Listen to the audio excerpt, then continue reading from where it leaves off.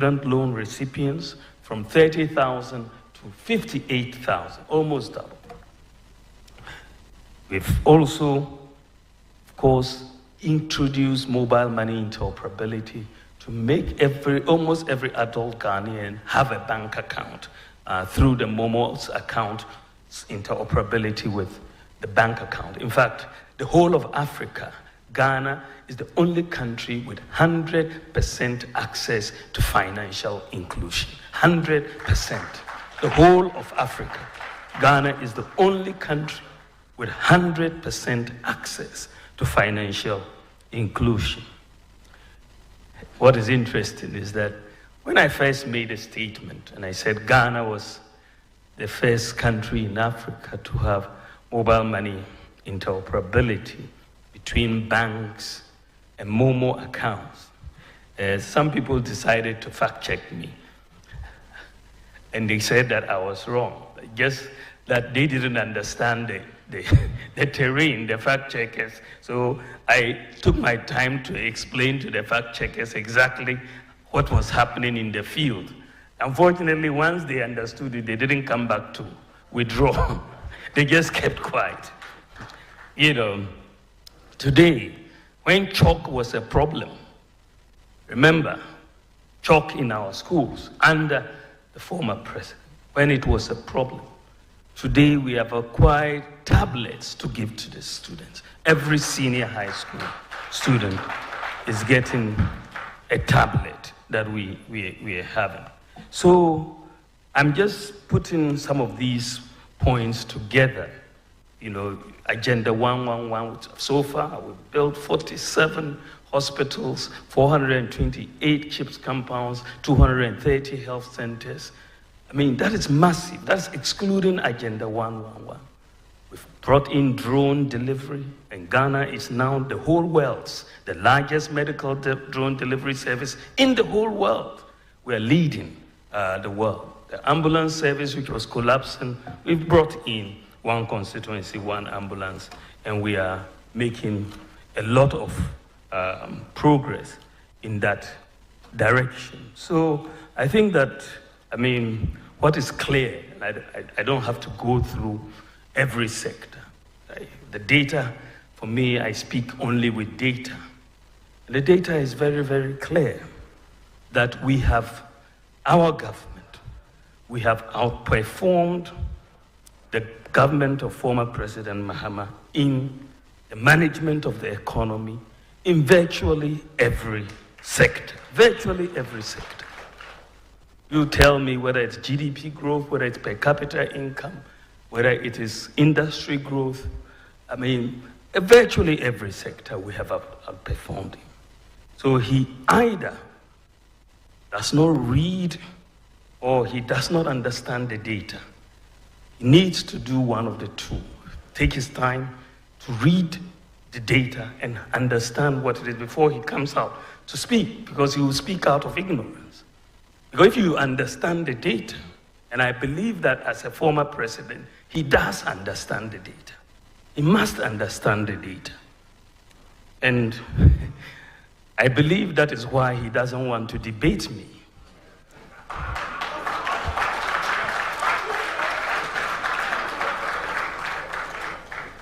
I believe so. That is why he doesn't want to debate me. He's running away from that. So if, according to him, we have mismanaged the economy in the midst of a global crisis, if our mismanaged economy is outperforming you in virtually every sector, this economy that you are saying has been mismanaged. We are performing you in GDP growth, in per capita income, in gross international reserves, in every sector, roads, hospitals, schools, everything. Free SHS, all of that. If this is the mismanaged economy that is outperforming you in your economy that had no global crisis, no crisis at all, but you couldn't afford chalk.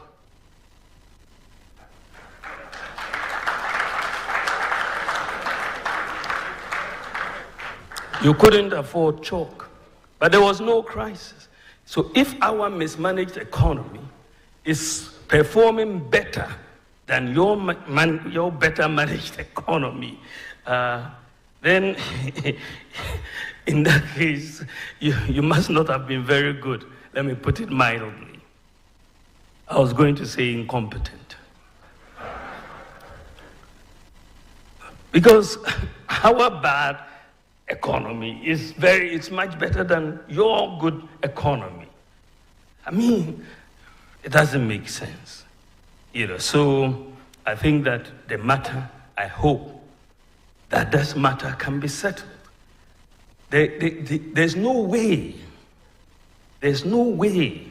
he can say that his economy that he managed as president, by the way, I'm not yet president, in another 3 months, inshallah.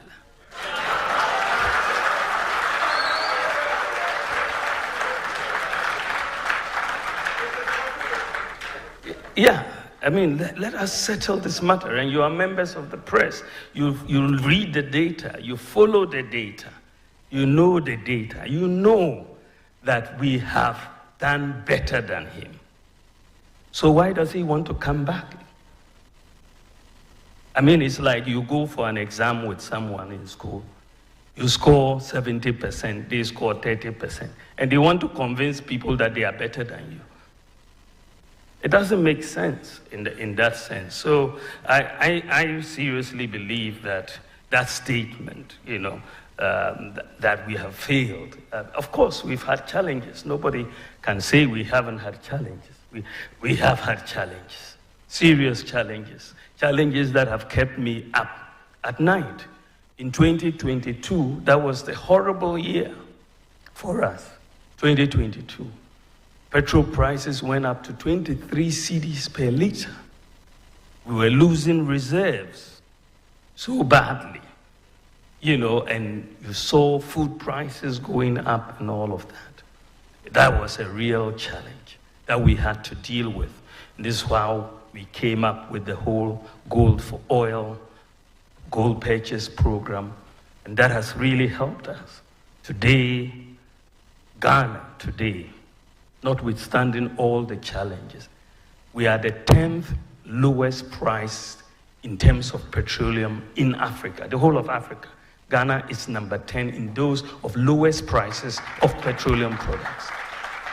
We are number 10, 10th lowest. The lowest is Libya.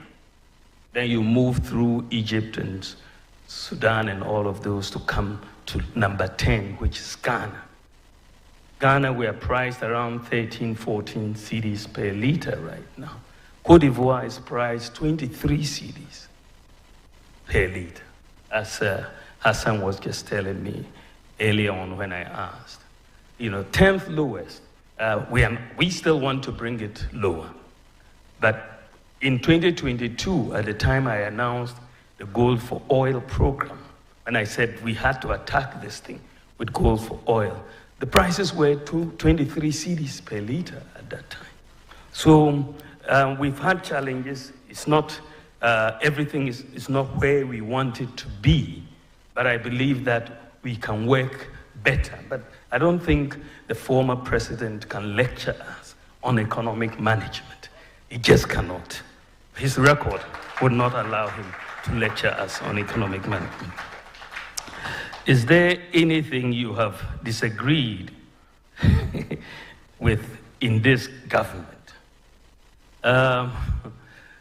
The issue, when you sit in cabinet, you have collective responsibility. That is fundamental to governance. When we sit in cabinet, we argue on many, many issues. And everybody brings their mind. And sometimes your view prevails, sometimes it doesn't prevail. But once we take a decision, it is a collective decision. And so I cannot come out and say that the decision that we collectively took, I disagree with. No, I'm bound by it. That is the nature of cabinet responsibility. Fifth question had to do with the rising cost of living, and I'm very happy you are raising these issues on the EV, electric vehicles. You're right. One of the ways that we want to reduce the cost of living is through bringing in public transportation, the electric buses. And, so that is what is going on. We are bringing in about 100 to start with to essentially do the pilot for it. And the issue that you raise is a very, very fundamental one, which is the charging stations for these electric buses. And I must tell you that Metromass is working very, very hard as we speak to put in the charging stations. So we will have the charging stations in place by the time the buses get here. So that is clearly a very, very important one. The issue of green energy, whether you're going to try to bring in solar to charge these batteries, I think it is definitely going to be important. Because in general, if you read that particular chapter, I want Ghana to move towards solar power. And this is where I think we should be going. And this is why I want us to bring in 2,000 megawatts of solar power in the next 4 years to really bring down the cost of power. And we've seen some work already being done by Bawumia Power in terms of the solar area, but we're going to really expand it. So in terms of all these buses, all these government buildings, all the schools and so on, I want to move them all towards green energy, solar power, and I think that is where we should be going. I think that the other question was on job creation for the young people. I think that is at the heart of the manifesto, that you want to essentially move to create the environment and put in place the policies that will help business and that will help jobs, right? So that's why we're talking about bold solutions for business and jobs. I think that is so critical. And I think that there are many areas that we are touching on for the young people to get the jobs. I think that, the two are very linked, business and jobs. If you let businesses grow, then the jobs will also be created. And so we are looking at helping businesses grow by putting together our implementing our legally backed Ghana First policy, so that the procurement by the public will be focused on things that are produced in Ghana first before they look outside. So that is a very important part of the policy mix that we are coming with. That will make people hire more, and we will get more jobs in that sense. We also have a major tax program of tax reform to make the business environment very, very good and easy to comply with. So we are bringing in a flat tax system as exists in Estonia. We are also bringing in a tax amnesty for business so that we can all start on a clean slate and move forward. We believe that, training the youth will be very, very important. So the investment that we are making in TVET will continue. The focus, we're setting up an open university with a focus on ICT, TVET, and also the whole STEM area as well. So we want to do that, but we also are trying to get our youth trained in digital skills.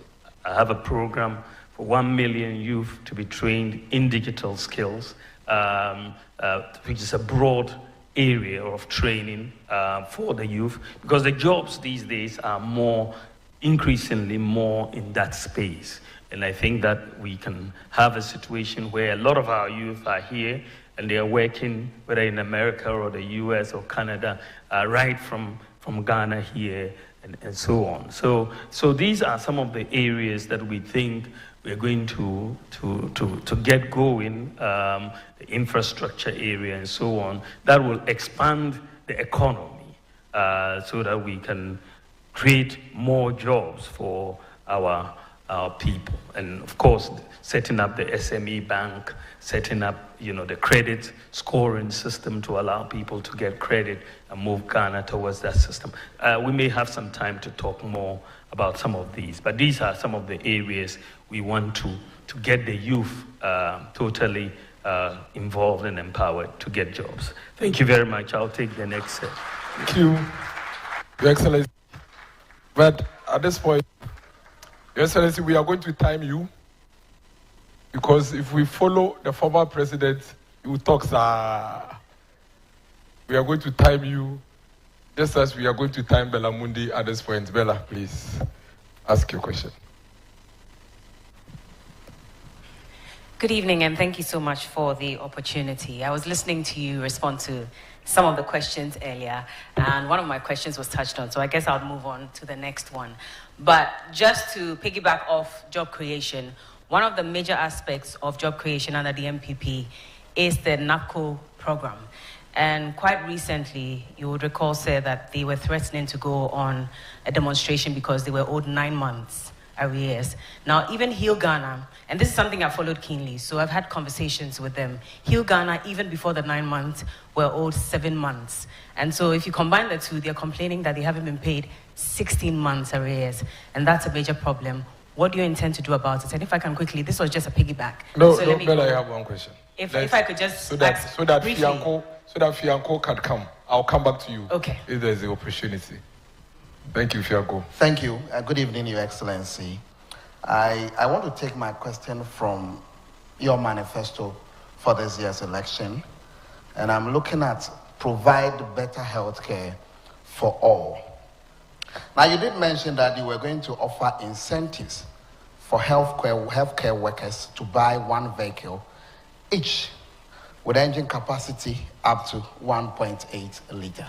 Now, for clarity purpose, is it that these vehicles, they would buy them outside and they will be duty-free? If that is it, we know we have about 5 automobile companies in this country. Your government brought them. How would this policy boost their production and also enhance the kind of people they would want to work with? Because if they are going to import these cars, we are not really helping them. Thank you, Your Excellency. I'm grateful. Held it.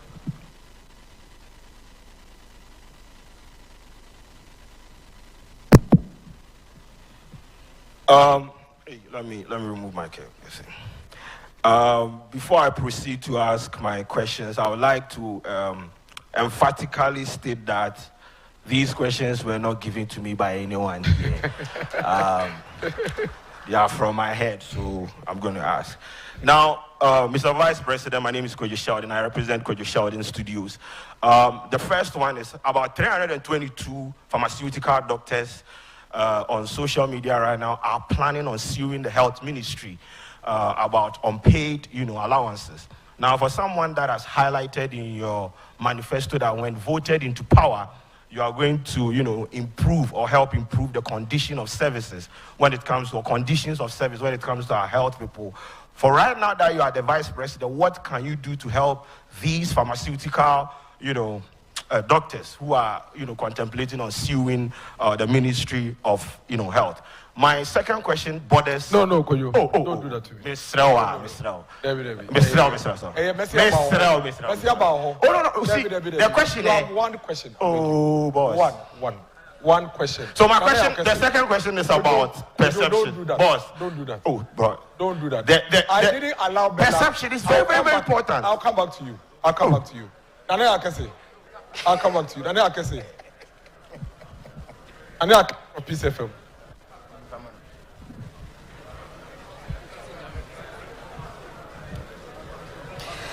Good evening, Your Excellency. My name is Nana Yakesi. I work with Peace FM. You have promised abolishing bed tax, e-levy, flat import duty, one-time tax amnesty, among others. If you really believe that that is what Ghana needs, why should we wait till you become the president and not implement it now?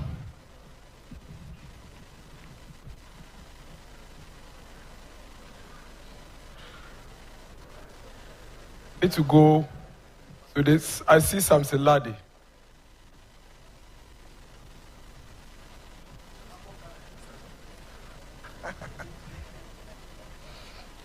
Good evening, Your Excellency.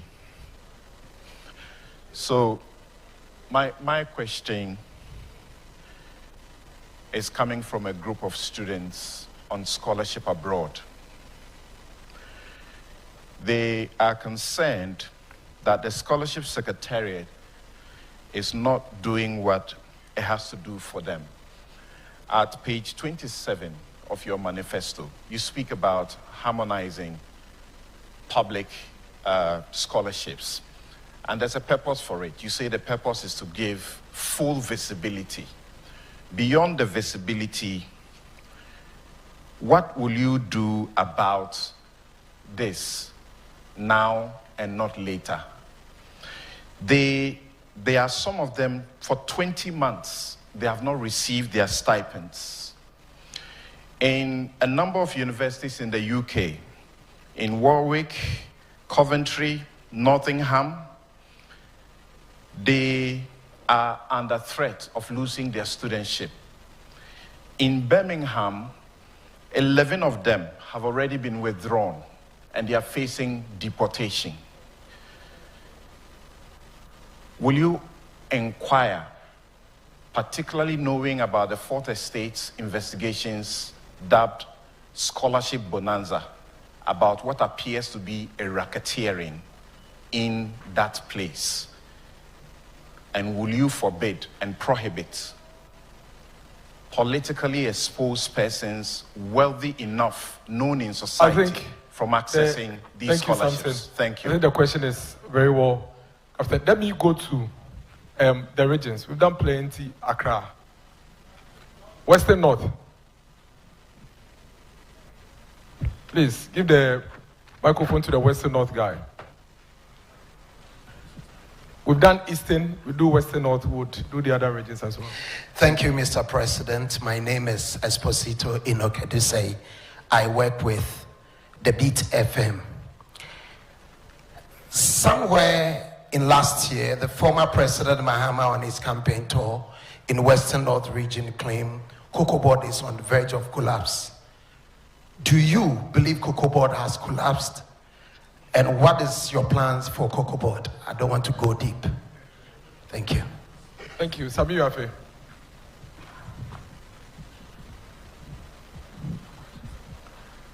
Excellency, good evening. Thank you very much. My name is Sami Yafe. I work with CTFM and Channel 1 TV.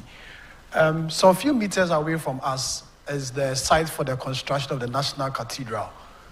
We know huge sums of money have been sunk into the project.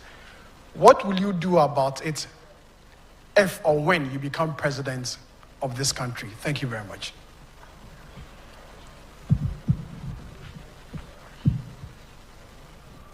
Excellency, please take these questions and then.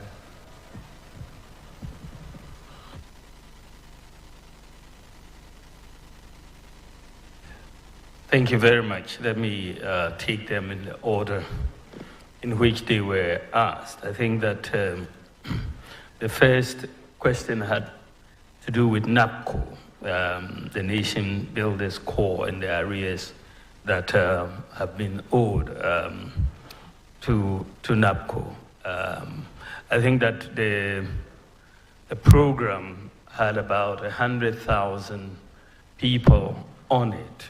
And I think initially it was supposed to be a 3-year program and then would be renewed and so on. But I think that so far, out of the 100,000 that were taken, 34,000 have exited into permanent jobs under NAPCO. And the others are still. But I think that the issue that Bella raises is the arrears and how we are going to deal with it. I've raised this issue because this is not really, there's some information that has come to me already about the arrears in the NAPCO program. And I've raised this issue with the Minister for Finance and trying to persuade them to make these arrears payments. So we will follow that up on behalf of the NAPCO employees. The second issue has to do with providing better health care in the manifesto and the issue of cars and how these will affect local companies. I think that what is very clear when you look at the manifesto is that we did not really say it was only for imported. The incentives would only be for imported vehicles because you just said you will provide incentives. Clearly, under President Kufuor, there were incentives for healthcare workers and also for teachers to bring in vehicles, and they will waive the import duty, and that basically worked but was abused. We think that with digitalization and the unique identity of people, we can better monitor this situation. But the issue is that we need to be able to see how these teachers and these nurses could also acquire with the necessary incentives from the local manufacturing companies. I mean, as you know, the numbers of teachers and nurses are very, very large relative to the production capacity of some of the firms here. But we are leaving that open to discuss with them and with the manufacturing companies here to see how we can incentivize. Our preference clearly is to buy local. And so we will work with them to see how best, if they can meet the terms in terms of production on time and all of that. I think we will try to incentivize them, but we will leave it open for discussion, and that's what we've done. The other issue was that we wanted to do these tax reforms, import duty, flat tax, tax amnesty, and so on. But why don't I do it now? And why do I want to? I must have a manifesto. Otherwise, if I do everything now, if I could, what would I do when I come into office? I mean, how can you do everything now? Even President Mahama, former president, who was president, I'm only vice president, but he was president. Why didn't he do everything then?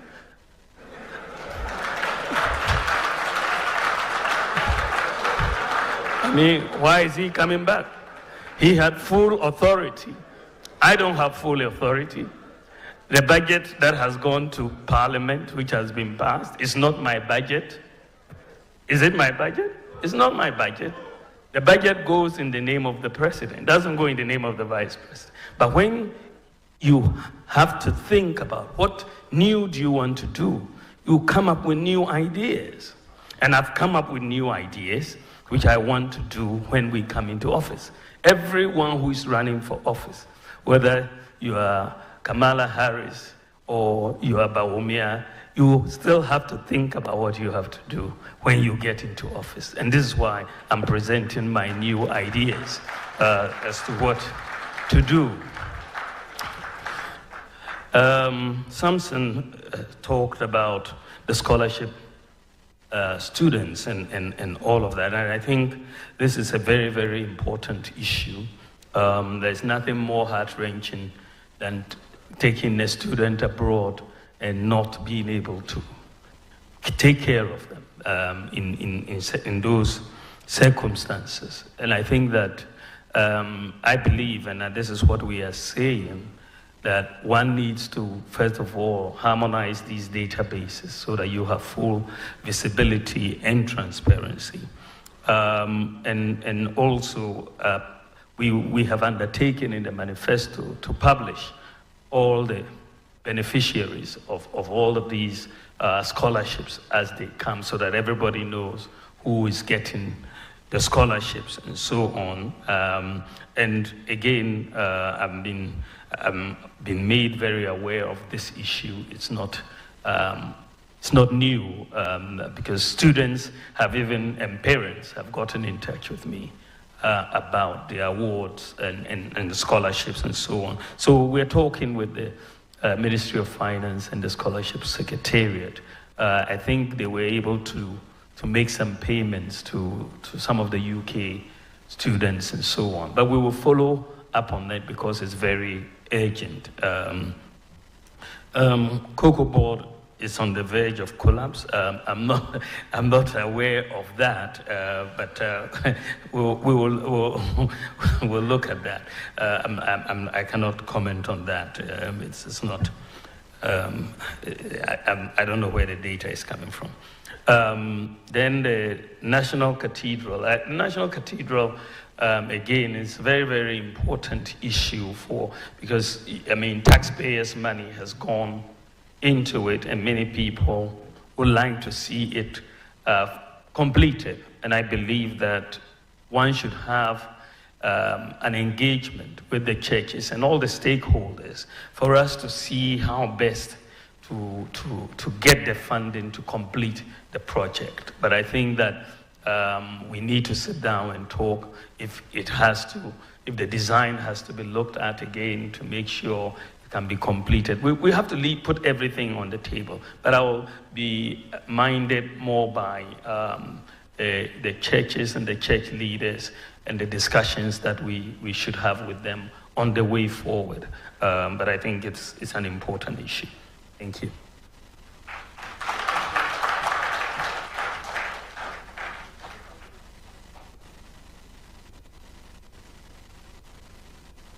The sports fraternity, so the PFM. Hello. PFM Sports. Your Excellency, there was a question about the pharmacy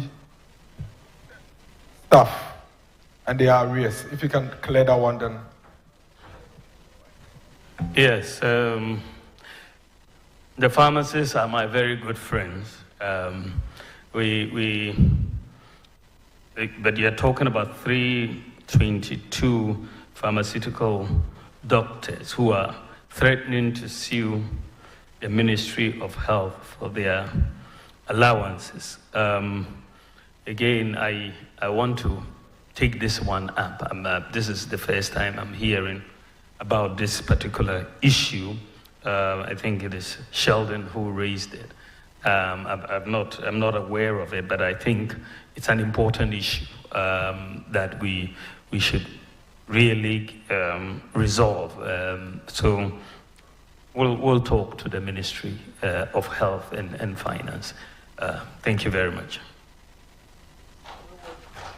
We'll take Kankambo's question from the sports, I believe.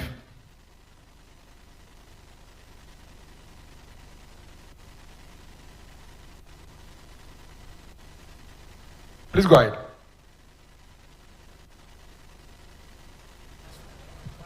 Hello. Hello. Good evening, Mr. Vice President.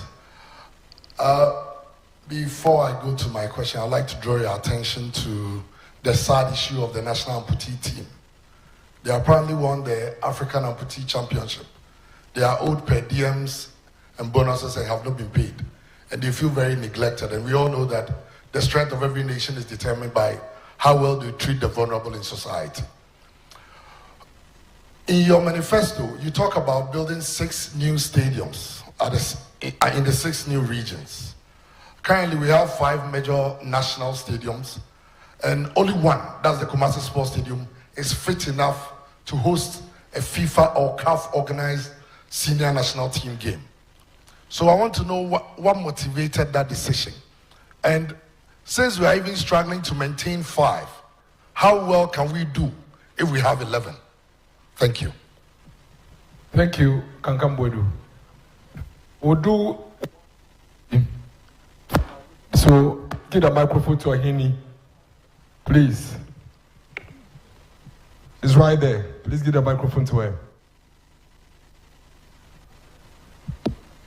From the Ashanti region. Thank you. Good evening, Your Excellency. My name is Ohinini Adazwa, Sumpa TV, Sumpa Radio, Kumasi. Ja, Rastafari. Selassie, I. In your manifesto, page 24C, you did mention something about flat rate. So let's say somebody import car engines and somebody second-hand clothing. Are they going to pay the same amount? I think we need better and further particulars. Thank you. Thank you very much. Thank you, Ahini. So, that's Ahini.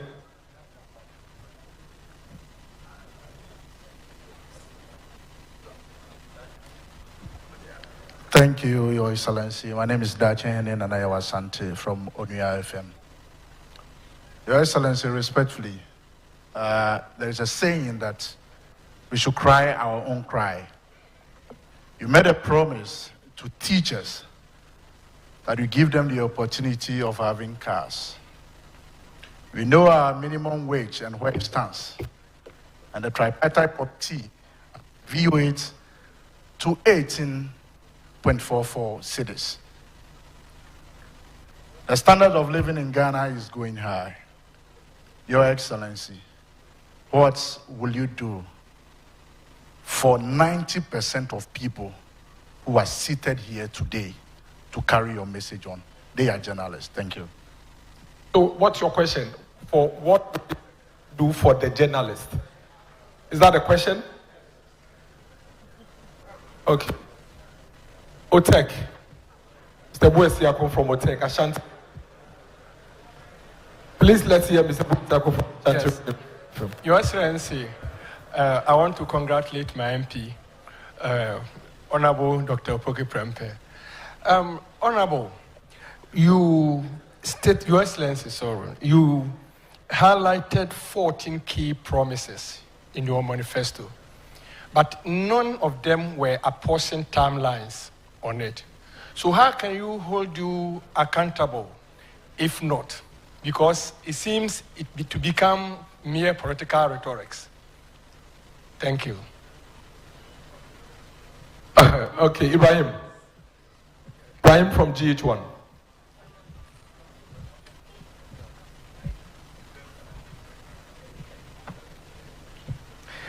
Thank you very much, GH1. Your Excellency. My name is Ibrahim Al-Hassan, GH1 TV, Star FM. Your Excellency, of course, forgive me for taking you back in 2016, when you were on the campaign trail. You had this declaration, and it's a very famous one. Parents are suffering, students are suffering, traders are suffering, pensioners are suffering, drivers are suffering, contractors are suffering, civil servants are suffering, farmers are suffering, fishermen are suffering, men are suffering, women are suffering, children are suffering, and Ghanaians as a whole are suffering. May I know the status of suffering of these individuals today?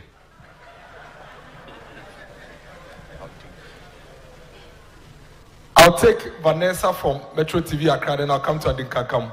So please get a microphone to Andy, and then Vanessa would speak. And then I'll come to you later. But Vanessa, Andy, then. Thank you. My name is Vanessa Idotumboateng from Metro TV.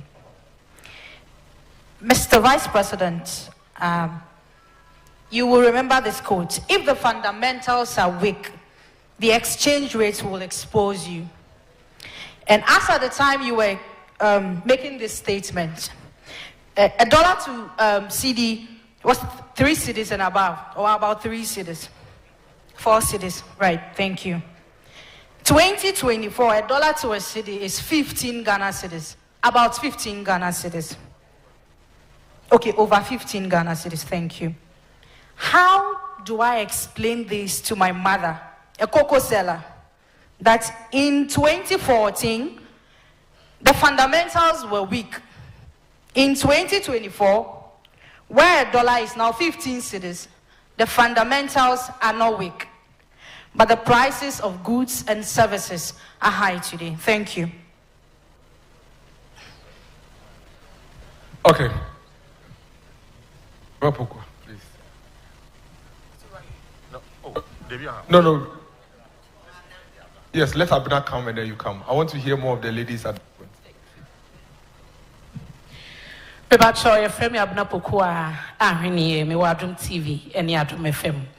Na masembisa yes bako kanka beka didi kan me ba tro pese ye share Dr. Bawumia ne hihye fofra wode ebeko etia galamsey ayadia so man no kon ache eno achi so Afram Plains 2016 MPP share call for ball esemo de bridge ebeto Afram nsu no so me pese me hu na ho hihye ya kodun Kokos Sports Stadium so me pese me hu no ba bi atebia no ewo asatena me dase.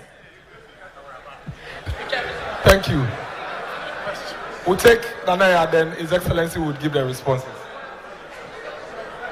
Please go ahead. Good evening, His Excellency. I would like my question to be answered in Twi, but I'll ask it in English.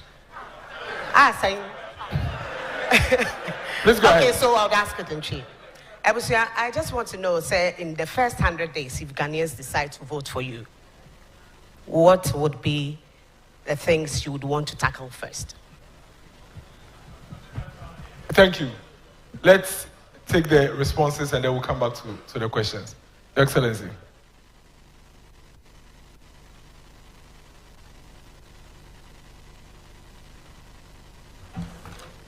Thank you. Thank you very much. I think the first question is looking at the national amputee team who are owed some allowances. So I'll talk to the sports minister here to get the facts on the issue, and if that is the case, I will try to expedite their payment. So I'll when I leave here, I'm going to raise that issue. There is also the issue of 6 new stadia that and only one of the existing 5 is being maintained. I think that is a very good question.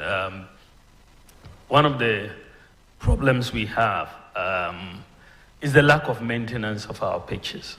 I met with the Black Stars in Kumasi before their last game there, and when we met, the coach and the players were very clear that what they really needed, and this is why I've put it in our manifesto, was an international standard pitch. You know, that the pitches that we have are difficult to play on, and we needed international standard pitches. So, in fact, in the manifesto, we need to do it. And I believe that we need professional management in terms of the maintenance of these pitches. And we need to train people and also bring in the people with the knowledge. And so we are going to do that, because we just build the pitches and there is very little maintenance of the pitches and the management of the pitches. So I think this is going to be one of the things that we are going to do. The building of the 5 other stadia, as I said, you know, we've made that commitment actually as far back as 2019, that with all these new regions that are coming on board, we will have to build stadia for them to encourage sports. And I believe that we've done quite a few already in terms of the multi-purpose sports stadia. We are doing 10, we've completed 6, 4 are almost done, and we are going to do another 5. So, I mean, the record is there that we've done 10. I think that we can do another 5 without much of a problem. Then the question came on the flat rate. and whether second-hand clothing and spare parts will be paying the same rate. No, I think that the categories will be different. And with the flat rate, what we want to do is to bring a lot more predictability in import duty payment. At the moment, there isn't predictability, and there's a lot of discretion that seems to come in from time to time. And so what we are saying is that we're going to bring in a flat rate in cedis. So if you are bringing in spare parts, and there's a 40-foot container of spare parts, you will know exactly what the duty is for the spare parts, say 20,000 cedis or 15,000 cedis or 30,000 cedis. It's a flat rate. So when the 40-foot container arrives of the spare parts, then you know you will pay 40,000. If you are bringing in second-hand clothing, and that is attracting 20,000 cedis duty, you will know beforehand that it will come. It's not that it will arrive and then the price will change because they will say the exchange rate has changed, so you pay more. But it will be a flat rate. So there's not going to be any confusion. Chicken will attract a different rate from, spare parts will attract a different rate from rice, will attract a different rate from second-hand clothing. But you will know beforehand, before you import the goods, they will all be published. And so that we get away from, these under-invoicing and misclassification issues.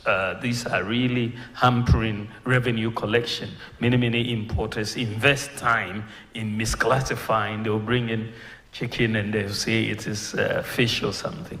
But the misclassification and so on, we will have to deal with that. Then the issue about cars for teachers and what we want to do for journalists and all of that. I really believe that one of the major problems, and we address this in the manifesto, that hampers workers and livelihoods in our country is the fact that we operate a cash-based system. Unlike in the advanced world where they operate a credit-based system.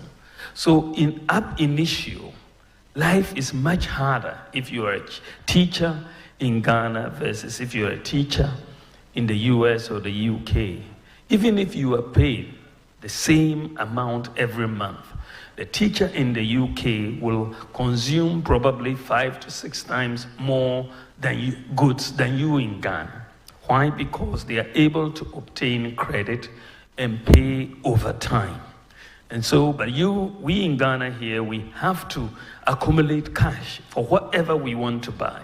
If you want to buy a car and the car is costing 100,000 or 150,000, you have to look for 150,000 to pay for the car.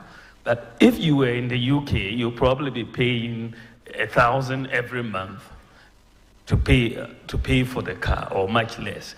But so your salary goes along a much longer way. So one of the things that we are bringing in, as far as our manifesto is concerned, is to move Ghana from a cash-based system to a credit-based system. It's very, very important, because the reason why the credit-based system works in the advanced countries, because they are able to compute credit scores for everybody.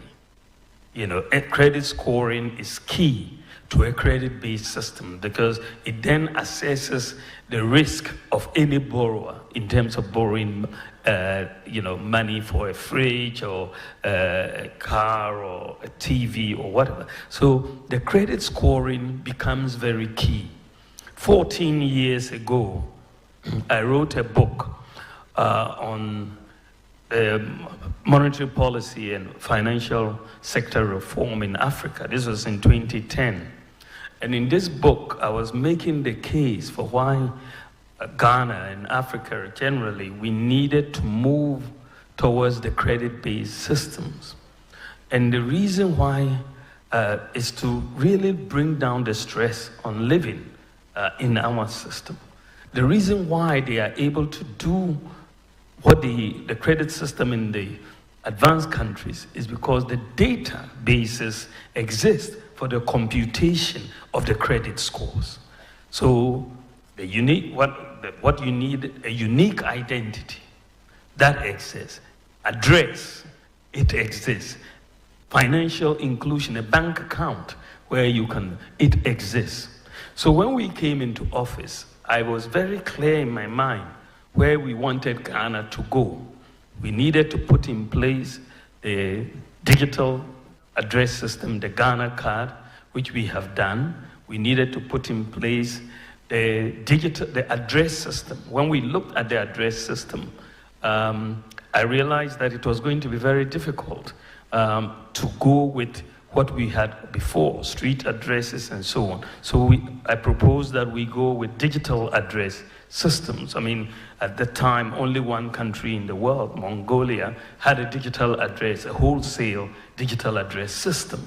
Only one country in the world. But I said, look, Ghana should move in that direction because we can leverage on GPS technology and have a digital address system. Now, we have been able to get a digital address system, and we are the second country in the whole world to have a wholesale digital address system. Every part of Ghana, we can have a digital address. Now, then the third leg of this to allow us to get to credit scoring was to make sure most Ghanaians would have a bank account so that your financial transactions can be scored and monitored and so on. But when we came in, I realized that, of course, very small percentage of people had bank accounts, but a lot of people had mobile money accounts, and so I made the point that the key to get everybody financially included was to have that interoperability between the mobile money account and the bank account. And so we were able to do this mobile money interoperability. And so today, Ghana now has all the elements. All the elements are now in place for Ghana to move to a credit-based system. All the elements are now in place. And so we expect credit score. In fact, interestingly, when I made the point that individual credit scoring doesn't yet exist in Ghana, people were actually arguing, saying that that wasn't true, but that is absolutely true. So we are going to begin, proper wholesale individual credit scoring, which would then provide us a basis so that, people can buy their cars. And someone was talking about the local producers and all of that. Once they know that we can offer this to teachers and they can pay overtime, or to journalists and they can pay overtime, and they don't have to bring all the cash at once, then life will be much more bearable to all of us. So my expectation is that the credit scoring system, things are moving much faster than I expected. But it's in our manifesto, we're moving to it, but I think that it's likely to begin before the end of this year because of where we are now. I expect to launch it reasonably soon because of where we are now. We've got everything in place but that will fundamentally change everything for Ghana. Currently in sub-Saharan Africa, it's only one country that has a credit scoring system and a credit base. That is South Africa. Ghana will be, before the end of this year, the second country in sub-Saharan Africa with a credit-based system. But it will bring down the pressure on all of our workers once you enter into that.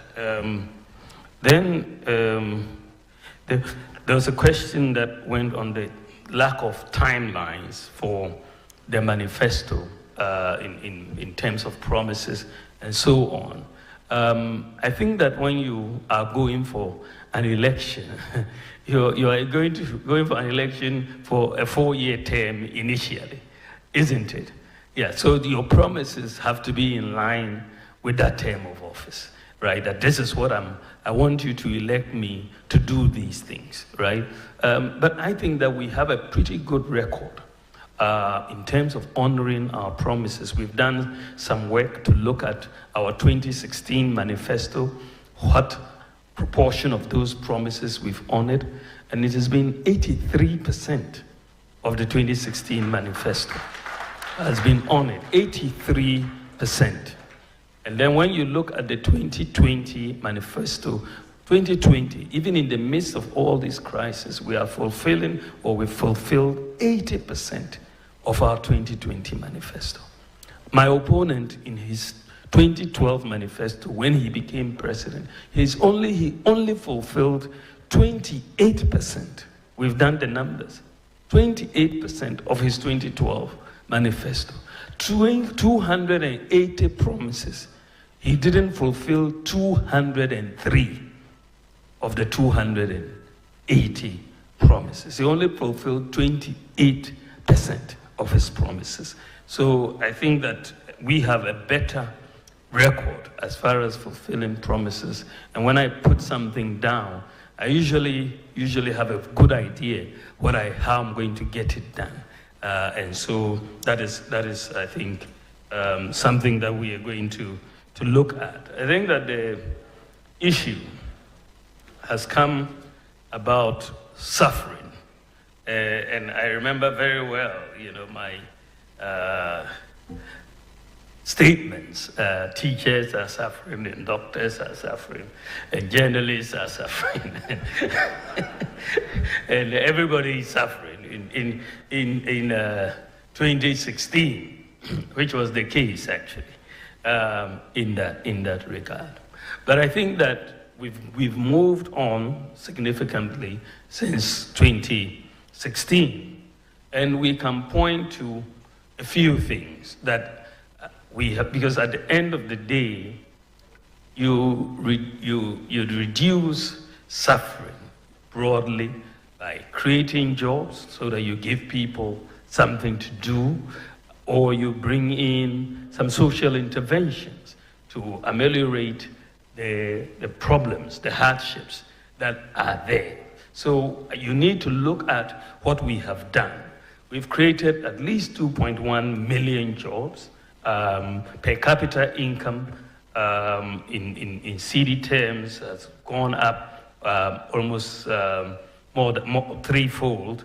In dollar terms, per capita income from 2016 has gone up from 1,978 to 2,436. So GDP has gone up, per capita income has also gone up. As I said, we've kept all public sector workers employed. We didn't lay off anyone during the COVID, and we have done that, and we've kept the lights on. We suffered so much from doomsday. Everybody was suffering from doomsday, but we have kept the lights on for 8 years. Teacher trainees were suffering. We've restored their teacher trainee allowances. Nursing trainees were suffering. We've restored their allowances. People who were using the NHIS had major issues. The people who had sickle cell were suffering because the hydroxyurea, which was really needed and wasn't covered by the NHIS. Today it is covered by the NHIS. Today kidney dialysis is covered, as well as childhood cancer was also covered. You also see that for the people, the issue of rent advance, the National Rental Assistance Scheme has come in to really help in that. During COVID, we gave free water for a year, free electricity. For people in the rural areas and remote areas, we brought in medical drones to deliver medicines, vaccines, blood across 2,694 health facilities. And even recently, when there was flooding because of rain in the Afram Plains, we had to get the drones to take examination papers over there, which were not initially. Parents have now had the benefit of free SHS for 8 years, have had the benefit of free TVET, and therefore the suffering of a lot of parents in paying fees has also reduced. School feeding, when we were coming in 2016, only 1.6 million children benefited from school feeding. Today, 4 million children are benefiting from school feeding, more than double. We have also absorbed the examination fees for all students, for BEC and WACC examinations. And then, as I said before, we've doubled the number of student loan recipients from 30,000 to 58,000. We've introduced the no guarantor student loans. A lot of students who were suffering, looking for guarantors, now just need their Ghana card and they will get it. You know, so we've done quite a bit we brought in one constituency, one ambulance, and we procured the ambulances for many of our constituencies or many of our districts.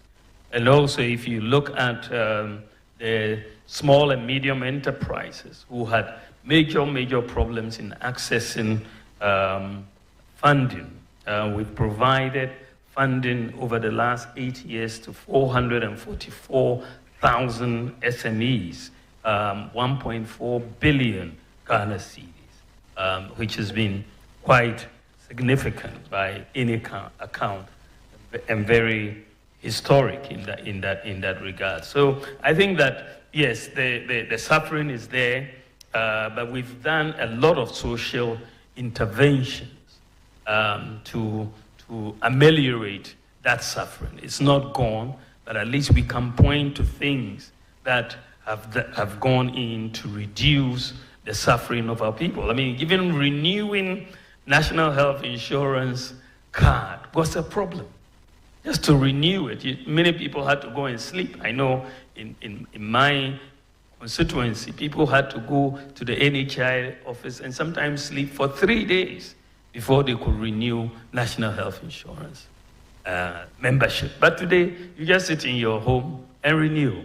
Today, you sit in your home and buy electricity credit. You don't need to take trotro or taxi and go somewhere else to do it. So we've done quite a bit to reduce the suffering of people, even though, of course, it is not complete. We still have more to do, and we'll continue. So the other question, which is a nice one, Vanessa was asking, if the fundamentals are weak, the exchange rate will expose you, which is a truism. It was true then, and it's still true today.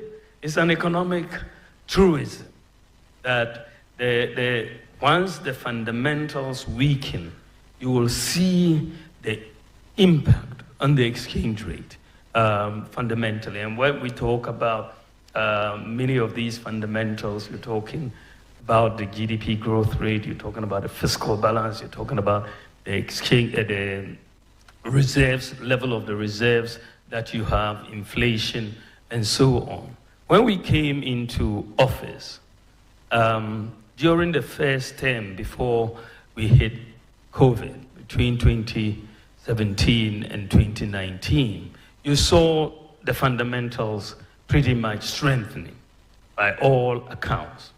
And the exchange rate depreciated in those 3 years by less than 5%. That was the lowest depreciation in the currency for 28 years. 28 years. That was the lowest depreciation of a currency. I think we went up, even after COVID, we didn't get that high a depreciation. But the biggest shock for the economy came in 2022. All hell was breaking loose in 2022. Inflation 54%. As at November 2022, exchange rate had depreciated at 54%. I mean, and of course, you could look at the fundamentals were in trouble at that time. You saw the fiscal deficit going up, you saw inflation going up, growth declining. And so for me, it wasn't surprising, even though it was shocking, the extent to which the exchange rate went. So the point that we are making is that once the fundamentals weaken, you will get it shown in the exchange rate. And this is why we have seen that recently, even though we're depreciating in November at 54%, this year the depreciation has been 18.6% so far, right? We're looking at about 18.6%. So you are looking at a situation this year. Why is the depreciation lower? Because the fundamentals have strengthened. The fiscal deficit is under 5%. We are running a primary surplus. Growth has gone up first quarter to 4.7%, higher than projected. The reserves are increasing, and the gold for oil program is helping. So as the fundamentals and inflation today is around 20%, so there's been a strengthening of the fundamentals, and you've also seen more relative exchange rate stability. In all of this, and I want you to take this away. When I looked at what was happening in 2022, I mean, the 54% depreciation of the cedi, it was very scary. In fact, in 2022, this economy was on the verge of collapse, because you saw our reserves declining very steeply. The exchange rate was blowing up, inflation was up, and my worry at that time, frankly, was that I could see this country moving towards Sri Lanka. Sri Lanka was what was clearly in my mind at that time, because you saw protests in Sri Lanka. They had no fuel. Dumsor was there. And when you saw the way our reserves were moving in 2022, we were heading right in that direction, that we're going to get queues on the street. We couldn't buy fuel. We couldn't pay for so many things. And it was in that context that I came up with two policies. One was the gold for oil policy and the gold purchase program of the Bank of Ghana. Because when I looked at it, you know, sometimes when they say necessity is the mother of invention, because when I looked at it, we were headed for disaster, you know. But I made the case. I looked at the numbers, and I said, well, how are we going to get foreign exchange to buy fuel in this declining reserves? And then I looked at gold. I said, let's take a look at gold. I looked at the reserves of gold that we had, and it was 8.7 tons, 8.7. That is from independence to 2022. Our gold reserves were 8.7 tons, 8.7. I mean, when you looked at the US, they had 8,000 tons in gold reserves. The UK, Germany, France, you know, all above 2,000, 3,000 tons. And Ghana, the largest gold producer in Africa, had 8.7 tons. So I said, this is something that we need to change. And so Ghana needs to start, because the thing about gold for us is that we don't have to export anything to get gold. If we have cedis, we'll buy gold right here locally. So we can use our cedis to buy gold without needing to export cocoa or oil or diamonds or timber. We just buy the gold locally. That is what we have that many countries don't have. It's just something that many countries don't have that opportunity to do so. So I then came up with that idea that let's do, instead of, since we don't have forex at the bank to pay for oil, let's use gold. And therefore we went into this gold for oil and gold purchase program for reserves. And what is very, very interesting, frankly, without this gold for oil, the gold purchase program, this economy would have collapsed.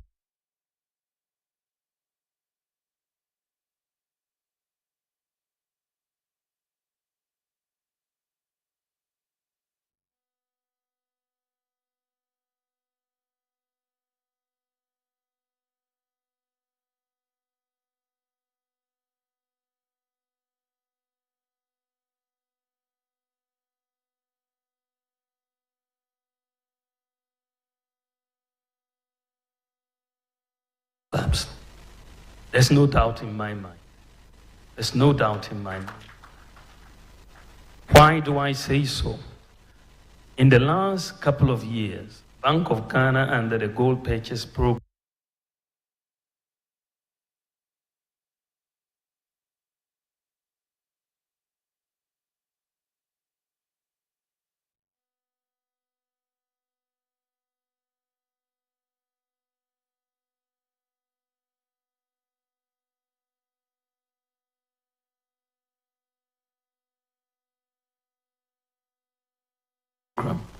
has been able to buy $5 billion of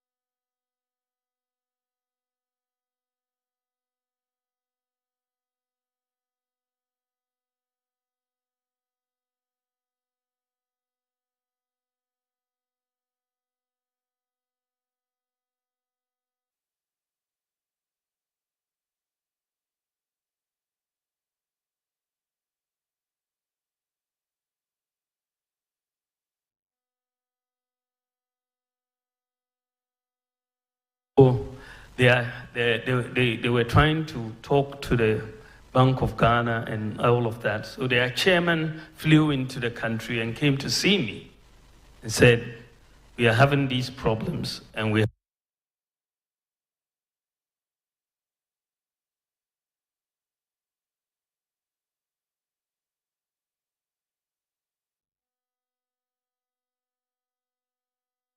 have to externalize our dividends and all of that. We have 3.1 billion and we are looking for dollars. So looking for dollars from all the banks and all of that. So I listened to them and then I asked, will you take gold? They said, oh sure, gold is forex, that is not a problem.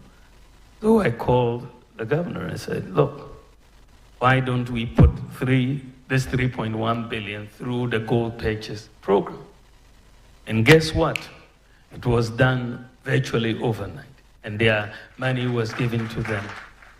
So essentially, what we're saying is that the demand for the dollars, you bring your cedis, we have the gold. There's no doubt. I mean, the gold is there.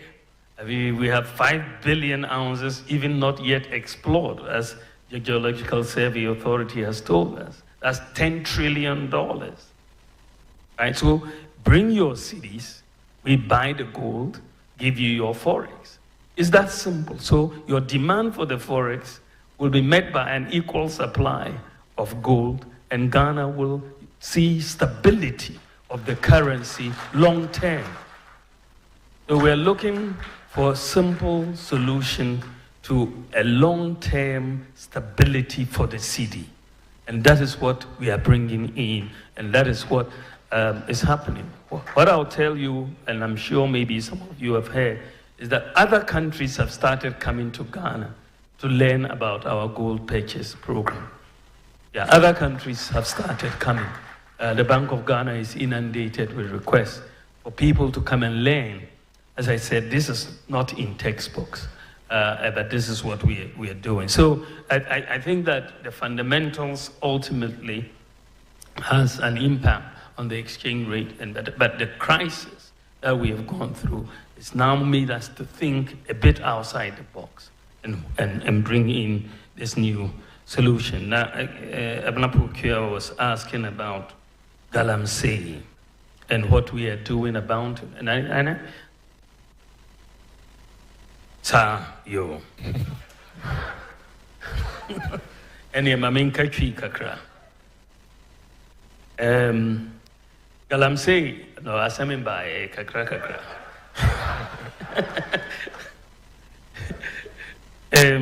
Ye pese yasasa nshisha ewo ye mining sector. Say Galamsey for ni permit licenses yedi mo ye be sisa san hihye no ye be ye na easy mrepa ma ubia oye Galamsey ene obenya mining license odebi ejuma. So yedi sam ranaba district committees, traditional leaders through the Minerals Commission omobenya licenses omobe register ne omogana card.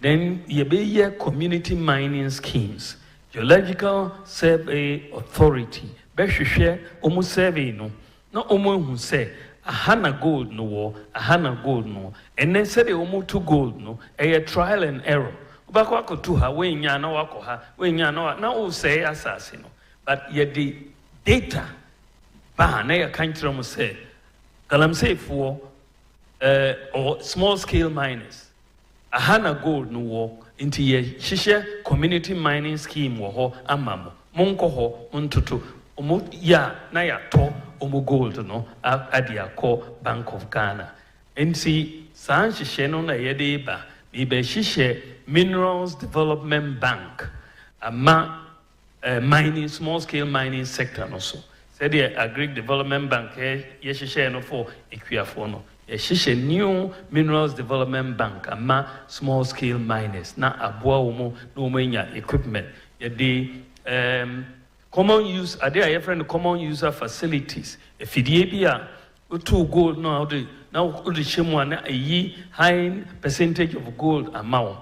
Sana yede betuho ama obia in the community mining schemes. So that umubenya more gold from their activities. Enti san hihye basua me gidi say Galamsey no ebetwa so yensizi obia excavator na yahye no na or whatever sadia no ebetwa so na yedi akọ.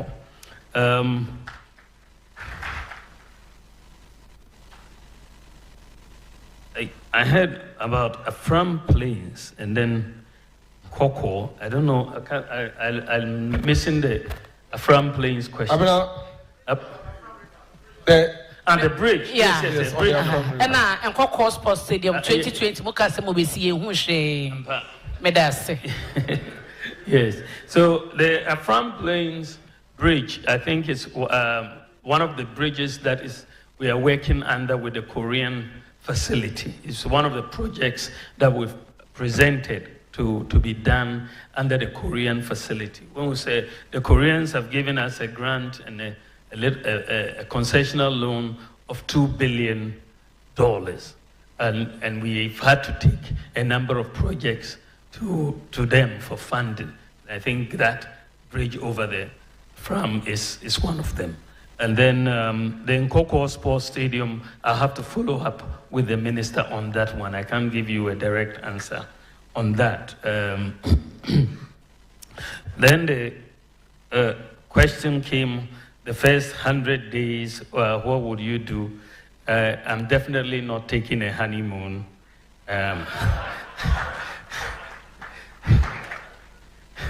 We are going to get straight to work to put things in place. I think that for me, the focus is on jobs. And so you have to put in the budget as quickly as possible so that you can make sure that the tax amnesty regime comes into place, the flat tax regime comes into place, so that by the time of your first budget in March, these things, the Ghana First, Buy Ghana First policy, that we put it in and pass the law so that we can get the Ghana First policy. The e-levy will go because we have to focus on digitalization of the economy, and so we need to take out the e-levy as well. So these are some of the things that I believe that we can do very, very, very quickly as we come in, within the first 100 days. But I think that we are going to be very, very hard at work to look at things that get business moving. The tariff structure for the businesses, commercial versus residential, we have to look at it. The flat rate regime has to come in immediately. Those things that will get business moving very quickly to create the jobs are the things that we are going to do immediately so that we are serious about business and serious about job creation. Thank you very much. Thank you. Thank you, Excellency.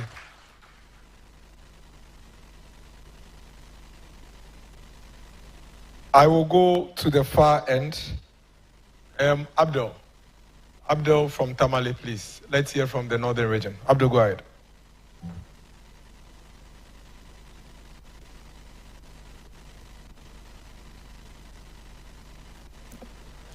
Thank you so much. My name is Abdul Shakur Omain. I work with Agyapong FM in Tamale.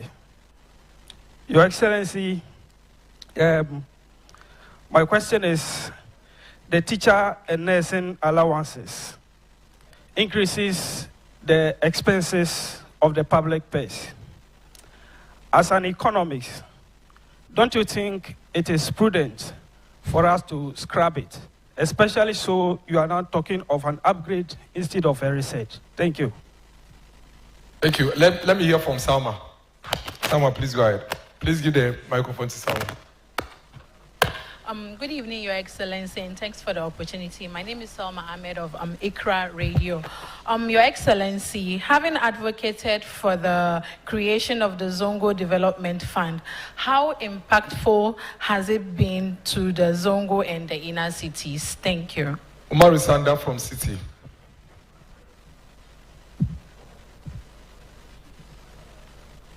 Thank you so much. Good evening, Mr. Vice President. I have a message from your in-laws, the Fulani people. They say I should tell you that, and remind you rather, that they are still being discriminated against when it comes to obtaining national ID cards, the passport, and so on. So kindly work on the discrimination part for them. My question, your critics, mostly the NDC, they say that the economy has overused, so you run away to digitalization. What is your response to such a criticism? Thank you so much. Anybody from Savannah region? Savannah, Savannah is there. Please give the microphone to the gentleman from Savannah. Thank you. Your Excellency, my name is Nongya Isaac Nongya from Joy New Savannah region. You did a lot of justice to the policies you put on agriculture, but one fundamental key on the agri-value chain, which is the seed industry, is crushing to collapse. I will speak. The local seed industry is very, very weak to the extent that seed growers are out of business. The Tamale warehouse, one warehouse, there are a lot of seeds that are packed there without a market. Sorry. Your question, please. My question is, are you going to rescue the agricultural value chain by revamping the local seed industry and then giving quota of supply of these seeds to the planning for food or job? Because at the moment, they only buy rice in the neglect of maize, soya, and what have you. Thank you. Let's hear from Frema Edunyame from Channel 1, and then we'll come to Central Region. So let's hear from Frema, we'll come to Central Region. Thank you very much. Your Excellency, it is quite clear that Dr. Mahmoud Bawumia is not the visionary for the current NPP administration. But as rightly admitted, you bear some collective responsibility for the outcomes of government's efforts, either successes or failures. Mr. Vice President, can you state 2 failures of your current administration which you seek to correct? And how do you intend to do this differently should you become the president? Thank you. Thank you. Central Region.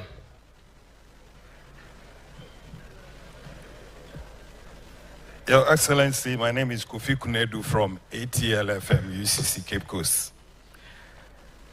I guess Cape Coast Airport promise in 2020 is part of the 20% unfulfilled. Fast forward, you have aligned in your 2024 manifesto. It means it is there in your heart. What is the overriding consideration of having an airport in Cape Coast and, for that matter, Central Region? Thank you. Please, let me hear from Larry Dugwe. Please give the microphone to Larry. And then afterwards, we'll come to Ashanti Region, Mr. Kwame Adinkra. Let's take a few more. Give the microphone to Mr. Kwame Adinkra. His hand has been up for a bit now. Please. I see a lot of hands. We'll take as many as we can. Please be very crisp with the questions. Okay. Your Excellency, I want an assurance. I recall the President's first 100 days in office. I drew his attention to a vision of President John Agyapong Akufo to the fact that he will fix the inner ring road of Kumasi to restore the Garden City glory. In fact, we saw the Asukwa interchange, the overhead constructed. We saw improvement in the Sofolai interchange. Now we have seen major constructions at the Swami interchange. But we have left with Santasi roundabout interchange, Ahonjo roundabout interchange, Aulaga Junction interchange, and airport roundabout interchange to fully complete the inner ring road of the Garden City. I want assurance from you to the people of Kumasi, whether indeed in your reign as the President of the Republic, you will fully complete the inner ring road of the Garden City. Thank you very much. Thank you. I see Andy. Please give the microphone to Andy and Larry. They must ask questions. Please hand the microphone over to Andy and Larry, wherever they are. I see them here, I see them here. Oh. Yes. Hello. Please, hand the microphone over to them. Thank you. Andy, please join your brother. Please come forward. Go ahead. Mr. Vice President, I'm from Akachi in the Volta region. Andy is from Jachi, somewhere in Kumasi. So we can't be we can't be brothers. But by the way, these days it's very difficult to hear the MPP talking about the fight against corruption. I don't know whether that has been captured in the manifesto. If it has, can you throw a little light on it for us, please? Thank you. Thank you, Mr. Vice President. You've been touted as one with integrity. And we know integrity is anchored on trust. On your campaign tour, you're making promises.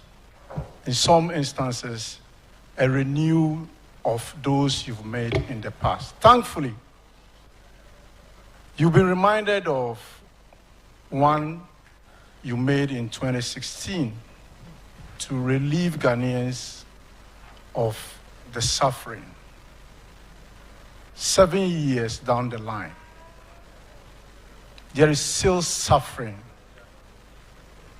This time around, excruciating hardship. You are appealing to Ghanaians to promote you to the higher office of the land.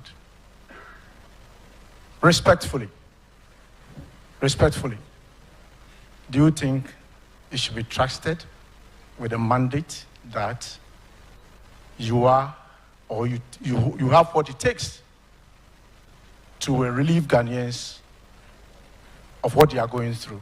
Thank you. Thank you, Andy. So basically the question is that between Dr. Mahmoud Bawumia and former President Mahama, who should a Ghanaian voter trust? He would respond to it. Please give the microphone to Nana Okatechi Afrifa. Okay, it's with Evans. So let Evans come then. Okatechi will come then. Uncle Ebukwansa will come. Okay. My name is Evans Benson. I work with Joy News. On page 29 of your manifesto, you promise to protect Ghanaian cultural values. My question to you is, as president, will you sign the promotion of Ghanaian sexual rights and family values bill? Thank you. Okatechi, I think we've taken more than the 6 at this point. Uncle Ebukwansa, please let us hear from Okatechi if they will come to Uncle Ebukwansa. Good evening, Your Excellency. As usual, I would like to ask my question in Twi. Saying how Janansi as would in the Agyapong Pambo, Timebusani Twi. Your Excellency, a year na me free a year as Nkregwa and in Impotemu Eba. Na me koi with Madame Fwa no so ye morning show of a Kesman Kwame Apiakubi. Ekodru hono niomana ekoso ni bi. Your Excellency, it is heart-wrenching. Seminoka say tanonsio aedaho esutopre metimi agina the middle of the tunnel insio namanantiso do menye Yesu Christo. That is how bad the destruction of our waters have become. Enra, we have to turn ourselves into citizen vigilantes to arrest some Chinese people and send them to the police station on this matter. Besides that, Achimota Forest, Yanyanti say the Minister for Lands and Natural Resources said, year in, year out, a certain Owu family, Aya Giasa, free on 1927, Yanchia Omoka, and T Omodibi Koma Owu family, no. Your Excellency, wait there, and your question. A chopper. Achimota Forest, here the Owu family bika, a binding Chia Owu family nika, na forest no, and na ho. Nemo Yesu, your forest, said the yes, say no. In our quest to benefit from the natural resource of this country, I don't think we can continue like that as a nation. ɛdeɛn na wo obɛyɛ sɛ bɛyɛ a yɛnsu a yɛasɛe no abɛduru yɛbɛtumi reclaim na yɛbɛtumi abɔ deɛ da wɔ no wo ban ama daakye nkyirima. Thank you. Please let's take Uncle Eboku answer so we can, because I think now we've taken almost 9 or so questions. Uncle Eboku answer, we do Sadiq from NTV, and then we will take the answers. Thank you, please. Mr. Vice President and incoming President, about 3 years ago, I attended your lecture at Brekusu. When I came back, my feature was simple. The headline was simple. Eboku attends lecture and encounters the next president. Some of us are already convinced that you are going to be the president of Ghana. But some people out there are campaigning that you are a liar. All over the rural areas, when you go and you talk about your achievement and what you intend doing, the old folks will say, but the people came here and said you are a liar. Now you are telling us that you are, you represent the future. Please, how do you convince my elder sister in my village, Kumfie Krofo, that you should get up, an 82-year-old lady, that you should get up, drag herself and go and vote for a man who is for the future? I just want you to tell the people of Ghana who you are, why you want to be president of this republic. Thank you. Thank you. Sadiq, NTV, and then His Excellency would now give the answers from Sadiq. From Northern TV. Yes. Thank you very much, Your Excellency. Your Excellency, Tamale is one of the fastest growing cities in West Africa. Over the years, we've had perennial water challenge. Your government cancelled for the Tamale Water Project in 2020, same for Yendi and Savannah region. Your Excellency, as President of the Republic, what will be your solution to address this perennial water challenge? And what is the update on the Tamale Water Project? Thank you. Thank you, Your Excellency. If you can take the questions and give the answers. But please let me quickly add this. As we report, kindly let's report fairly. If you are going to report that the Vice President said, if he does everything now, what would he do when he becomes president? Please add the laughing emoji and then complete the statement, because that's exactly what he said. TV3, kindly correct the reportage on Facebook. Thank you. Your Excellency.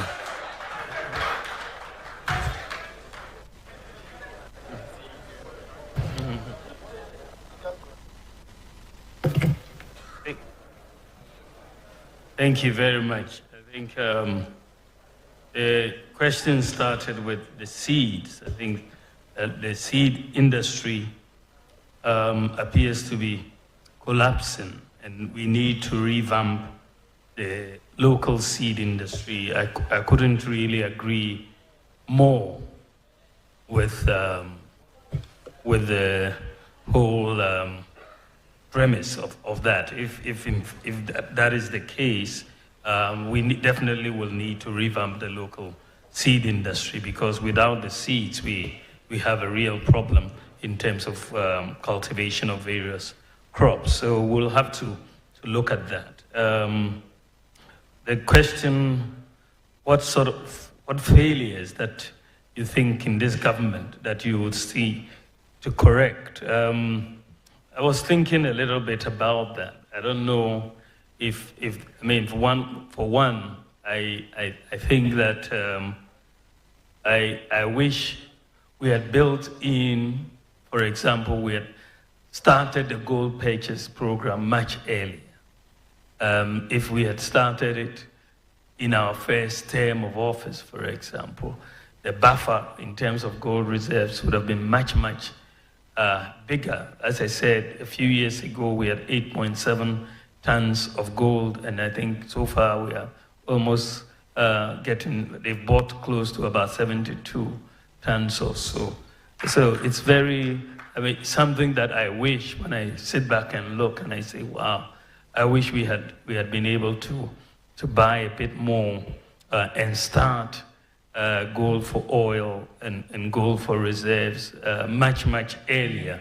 But as I said, the crisis is what really made us to get into these policies. Of course, I also wish that we had, even though we've built more school infrastructure than any government, I believe that we've still had challenges with the senior high school in terms of infrastructure. And I wish we had completed a bit more in terms of the accommodation, dining hall, and so on. But this is one of the reasons why I want us to move a lot of the government expenditure away from government to the private sector. This is a major policy that we are coming up with, that we want to engage the private sector in a lot of expenditure that government normally will put on the budget. And a lot of infrastructure is part of what government puts on the budget. And places like roads, and you tend to see a lot of uncompleted buildings. But if you go to places like Legon or Tech, most of the accommodation, the hostels, is provided by the private sector. And all we do is rent it and pay. And I believe that we can have that model where the private sector is engaged to build a lot of infrastructure, and will pay them rent or lease it or whatever over time. So I believe that will give a lot of fiscal space, but also allow us to complete all of these buildings and so on. But this is where I want to take Ghana in the next session, that we should move more towards the private sector provision of a lot of this, and that will really bring down the fiscal burden on government in providing some of these. The Cape Coast Airport, what is the overriding consideration? Well, I think that if you look at tourism, it's got to be one of the big considerations for Cape Coast. And that could provide us, of course, some people say, well, you are also expanding the road. That is fine, but some people want to fly directly to Cape Coast. I think they will have that opportunity to do so. Parents, it's an educational hub and so on, from Tamba Lake, and come straight to Cape Coast and other things. So I think that, you know, there is a rationale, and we should give Cape Coast. It's the feasibility study is suggesting that the location will really be between Cape Coast and Takoradi because of land space issues. But I think there's justification for that. Inner Ring Road for Kumasi, Santasi, Ahojo, and airport interchanges. Napo, I'll leave you to handle that portfolio. And it will be your responsibility to make sure. So I'll tell the Kumasi people to hold you if it's not done. I think that the issue that has been raised, I think, I don't know if it was Andy or Larry who raised it, that corruption, that we've not talked about corruption in the manifesto. In fact, we have, and I did make the point when I delivered my speech at the manifesto launch, that, you know, for me, the way we have looked at fighting corruption, you know, we're looking at, as I said during the manifesto launch, you know, we have killed people for corruption, we've jailed people, we've passed several laws, you know. In fact, since we have been in office, you know, we have passed many laws. We've passed the Right to Information Act, that basically brings more transparency. The Witness Protection Act we've passed. The Criminal Offense Amendment Act 2020 was also passed. The Anti-Money Laundering Act 2020. They also increased budgetary allocations to the audit service, to SHRAJ, NCCE. We also set up the Office of the Special Prosecutor. So all of these things are policies that we've implemented.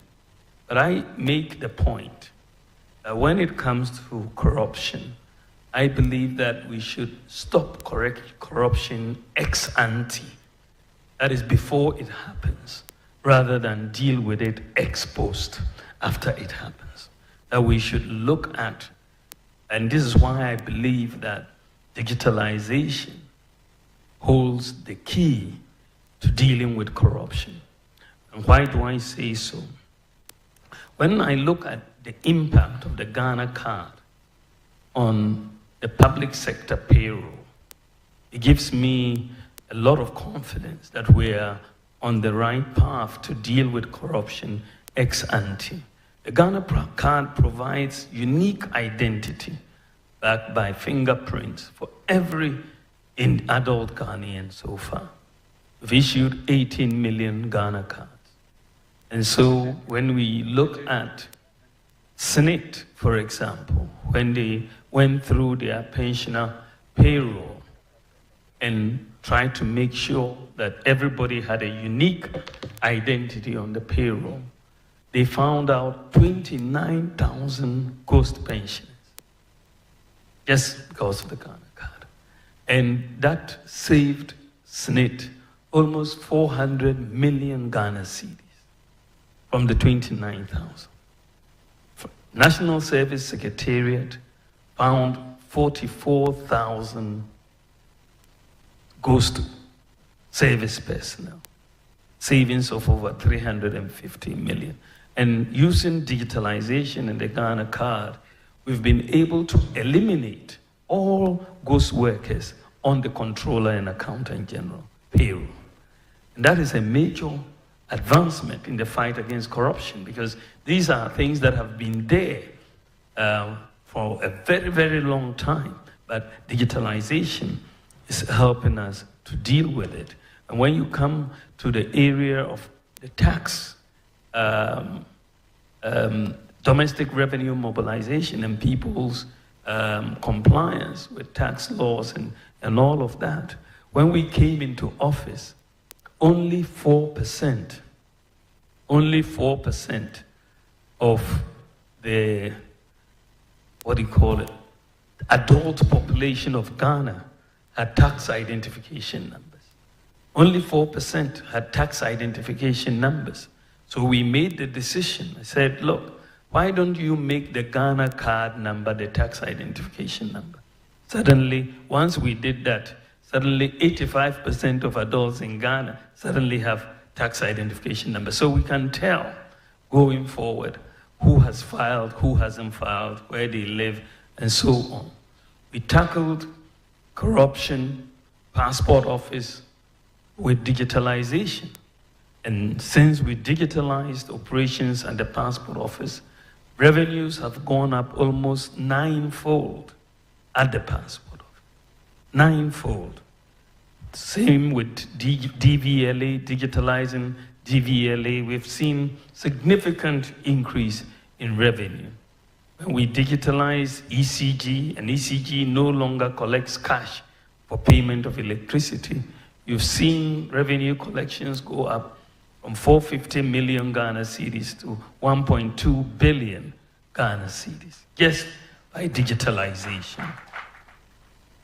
You are looking at paperless ports, and the way clearing goods at the ports have gone so far. Everybody can attest that you have been able to see a reduction in corruption. The Ghana.gov platform that we have implemented, by the way, you almost about 99% of all MMDAs are on the Ghana.gov platform. And that means that payments to government and are largely not leaking. The Ghana.gov is collecting about 200 billion Ghana cedis on the platform a year. And a lot of this would have normally gone through cash, and then we would have had leakages. what we want to do moving forward with fighting corruption is my proposal in the manifesto that our government must become a blockchain government. A blockchain government, which means that we operate on the basis that all transactions that you do within the government space are locked in, cannot be changed, are traceable, even if it is 100 years, they are all traceable. So you cannot go and change any things within the government space. And that is where we need to go. So far, UAE wants to be the world's first blockchain government. They are on course. Ghana wants to be the world's second blockchain government. With that, I think once everything is transparent in all your transactions, there should be a deterrence for corruption in this context. So I want us to move into blockchain, and it will also be done. Just like Estonia, I also want all our databases to be interoperable. And that is work that is going on now. And I believe that either later this year or next year, we will have across all of the government space, all data between one institution and the other will be interoperable so that we'll see and there will be more transparency. In addition, I have made the statement that I want us to enact a Corrupt Practices Act to consolidate all the anti-corruption related legislation and offenses that are currently scattered across several pieces of legislation so that we have an omnibus body of provisions offering anti-corruption institutions a harmonized reference point to draw their mandate. I also want us to continue the process of restructuring the public sector and internal audit function. I want us to review Article 286 of the Constitution and the relevant legislation on assets and liabilities declaration. I want to expand the asset declarations by public office holders to include, among others, senior staff and heads of regulatory and public institutions which were not previously covered. And I also want to require that asset declarations be made or updated every 2 years instead of every 4 years. I want to place limits on foreign official travel by ministers, CEOs, and civil servants, as well as annually publish official travels undertaken, and also annually publish the list of all beneficiaries of public scholarships. So that is one area in terms of the corruption fight that is in the manifesto. Maybe it must have skipped some people, but it is there. I think it is Andy who was asking the question that, all the promises are about integrity and trust, and the fact that real hardships exist, and how would people trust that I will be able to work on the hardships. I think that, the issue has to really be about what have you done? I mean, what is your track record on these issues of social intervention, right? What have we done to relieve hardships? I think, frankly, the MPP, whether it's President Kufuor's government or President Akufo-Addo's government, has a solid record when it comes to social interventions to deal with hardships. The record is very, very solid, whether you're talking in education with capitation grants or the increase in payments to persons with disabilities, which went up by 50%, or free SHS, or free TVET, or increased absorption of BC and WACC examination fees, and so on. The free water during COVID and all of that. The social interventions are very, very massive, actually. The issue with my opponent, who is the former president, is that he cannot point to one social intervention, one, that he can point to, that this is how I, notwithstanding all that has gone on, when I was president, I was able to do this to relieve the suffering of our people. There's just not one, there's not one social intervention. So that is the issue. I believe that if you look at our promises, as I said, the 2016 manifesto, we've done about 83%, and 80% of the 2020 manifesto fulfilled about 80%. So we have more credibility, and I think the people of Ghana can trust us. When it comes to dealing with hardships, we are always front and center, whether it's providing free dialysis or sickle cell or childhood cancer. We're always thinking about it. And for me personally, I always worry about the poor and the vulnerable. And this is why I am a patron, for example, of the Lepers Aid Ghana, and also for the Mother Teresa's Soup Kitchen in Accra. I'm also a patron there because I want to help people who are vulnerable, and that's where my heart really is. So I think we can do a whole. Then you have, I think it's Evans, who protecting Ghanaian cultural values and so on. I think that is very, very important. He asked whether the bill, when it comes, I will sign it. I mean, the bill is before the Supreme Court right now, and I think once the Supreme Court brings it, I think there are certain challenges that have been made to it, to say that it is not consistent with the Constitution or whatever. But of course, we will wait for it to come, and once it's out of the Supreme Court and they declare it as constitutional, I believe that signing is automatic. There shouldn't be any issue. No ifs and no buts. Bawumia.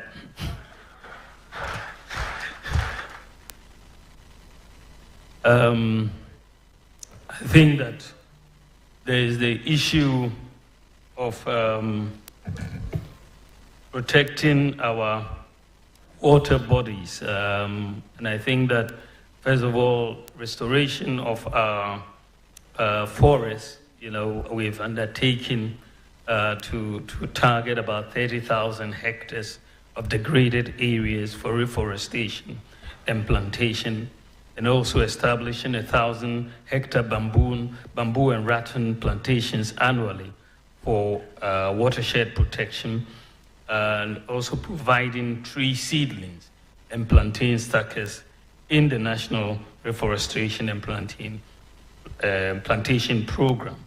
I've also talked about small-scale mining and how we want to reduce the practice of galamsey indiscriminate digging by using data from the Geological Survey Department to direct the miners into particular community mining schemes, and sort of using mercury-free gold catcher machine technology to help them extract the gold without destroying the water bodies.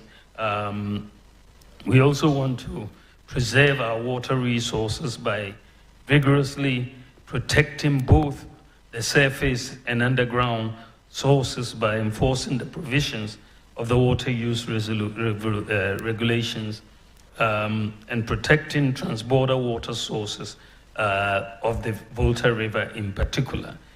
We need to effectively manage all these water basins. I think it's very, very important that we do so. I think a don't know if it was Ebokwansa who was asking the question. He's addressed it. What exactly about Agyapong Forest? Yeah, he talked about the Owu family that they should. He's saying that, you know, whatever we can do to pay off the Owu family and preserve the forest, we should do. I'm inclined to agree with you on that. It was a suggestion. Yes, it was a suggestion, yeah. Yes, it wasn't a question. No, it wasn't. Yes. It was a suggestion that if we can preserve the forest without getting it chopped down and all of that, I think makes... Thank you, Excellency. Umaru Sanders, yeah, about the Fulani discrimination, and also the issue of you speaking only on digitalization and no longer in the economy.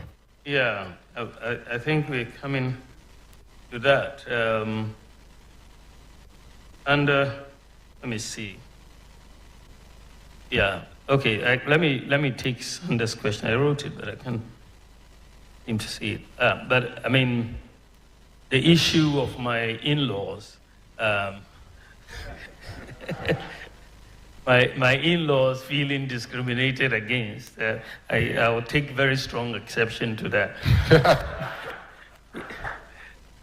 As president, and even as vice president, I don't think I want to see my in-laws discriminated against. So Marusanda, tell them that we are going to fight with them to make sure that discrimination doesn't take place. Then also, you talked about digitalization, my focus on digitalization, and that the people think that I've run away from economics, and economics has gone over me, and so I've gone to digitalization. I think digitalization has gone over them. You know, they have no, it's very strange, you know, the people cannot see the nexus between digitalization and the economy. And it just doesn't make sense. You know, when I spent a year at Oxford University in 2009 as a researcher in the economics department, I wrote a book on monetary policy and financial sector reform. And I made a point in the book, this was in 2010, this is 14 years ago, before I became vice president. I made the point that Africa needs to go digital because the global economy is going digital. And if countries stay behind, they'll miss out on the fourth industrial revolution as we missed out on the other revolutions. And there's a good reason, because the digitalization allows us to formalize our economy. Informal economies are very difficult to manage. And so if you want systematic, you know, management of an economy based on data and based on systems, the fourth industrial revolution is a data-based revolution.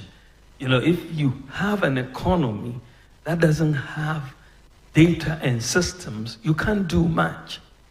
Your entry into the fourth industrial revolution, your ticket to entry is a digital identity. And as I've already said, that is the first thing. If by issuing the Ghana card, you have a digital identity. You know your population.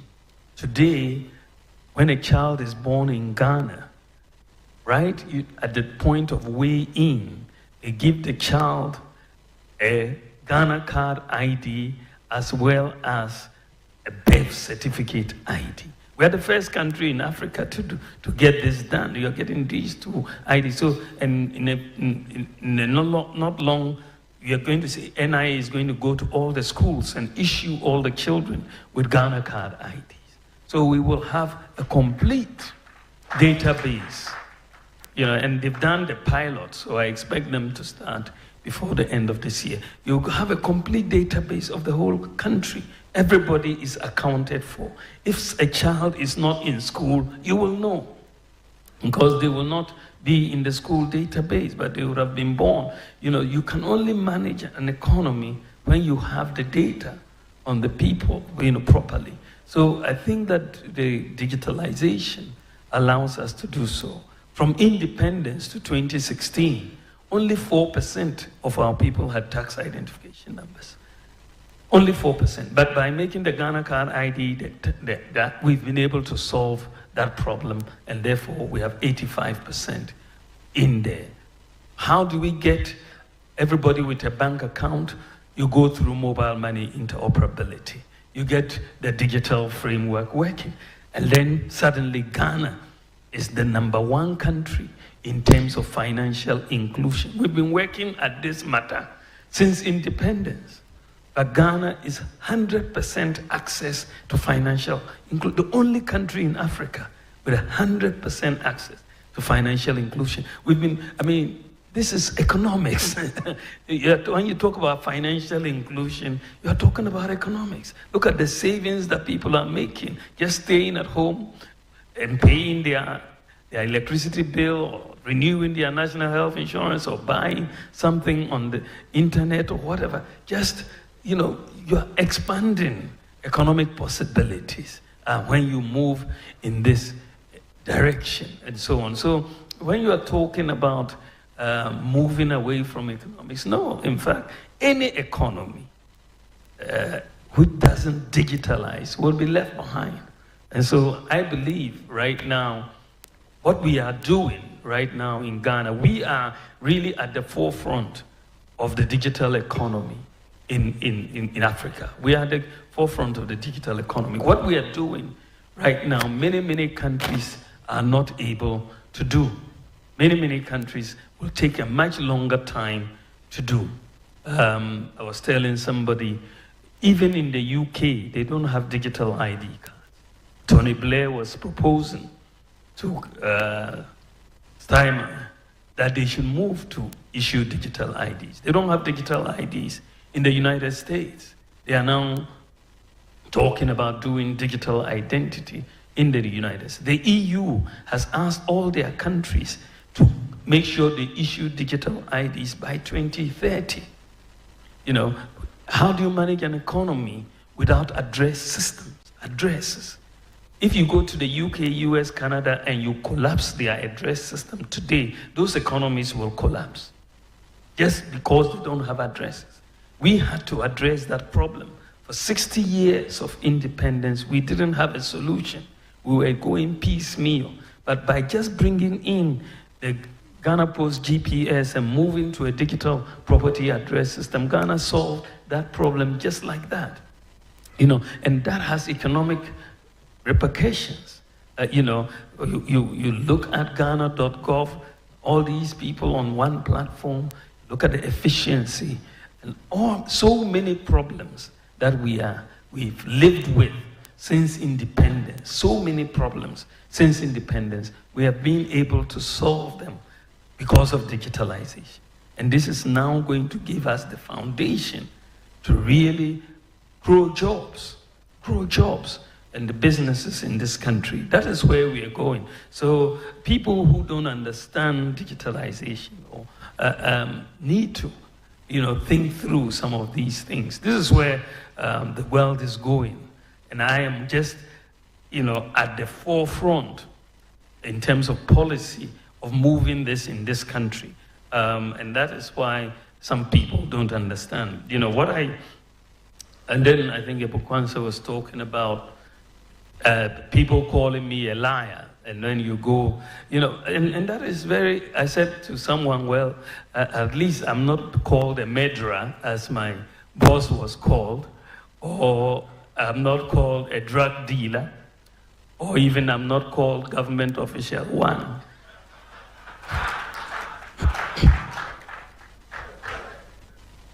You know,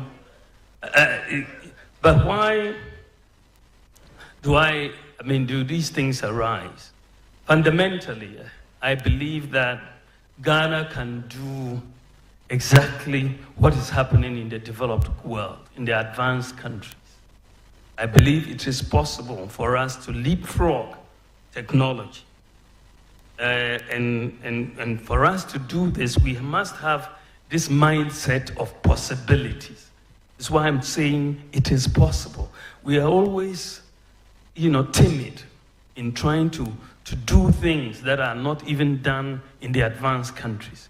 We think because it's not been done in the advanced countries, we shouldn't even try. But we can leapfrog them in many areas. So, but if you have an impossibility mindset, which seems to have been pervasive in the NDC mindset, everything you want to do, they say it's not possible. But if you have that, your development is limited. But when other countries are going to Mars, why would you think earthly things are not possible? But many of the things that I'm trying to do in the policy space are a little futuristic in nature. Many people don't seem to usually understand them at the time when I start talking about them. They immediately come and say, oh, well, he's lying. You remember when I talked about drones coming into Ghana?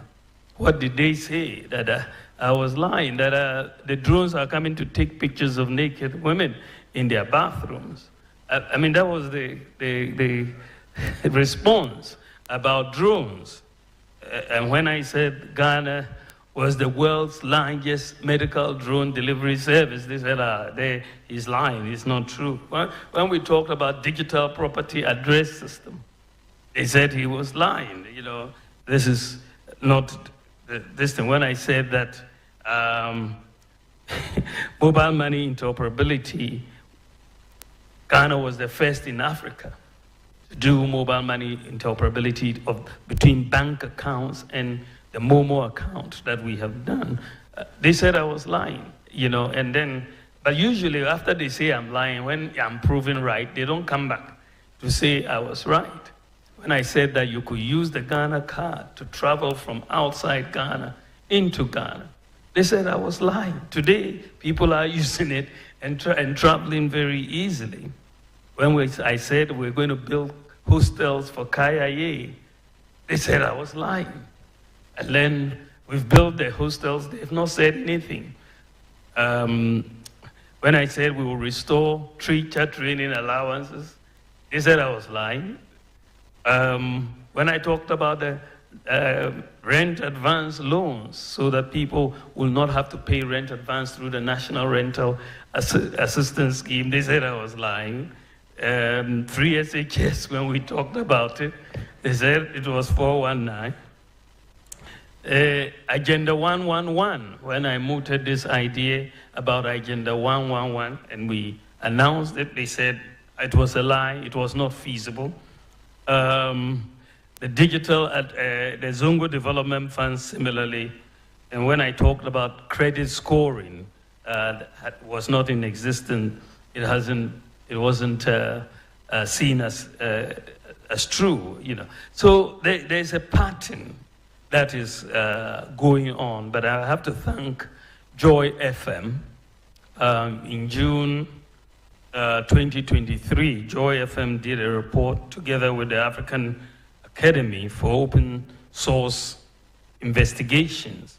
And that report revealed that the coordinated sharing of that hashtag Bawumia tweets by 28 accounts using copy and paste technique is an inorganic creature created by the opposition NDC to smear me. This was the finding of Joy FM, not me, that they had created these fake accounts and sharing Bawumia tweets, and they had said that this was a deliberate attempt by the NDC to smear me. So I take it as par for the course. I have a solid record of accomplishment as Vice President. Very solid. I have, at least I can point to 33 separate policy initiatives. 33 that I have championed or initiated as vice president. 33. My opponent cannot point to one. One, just one. Bakope. Just one.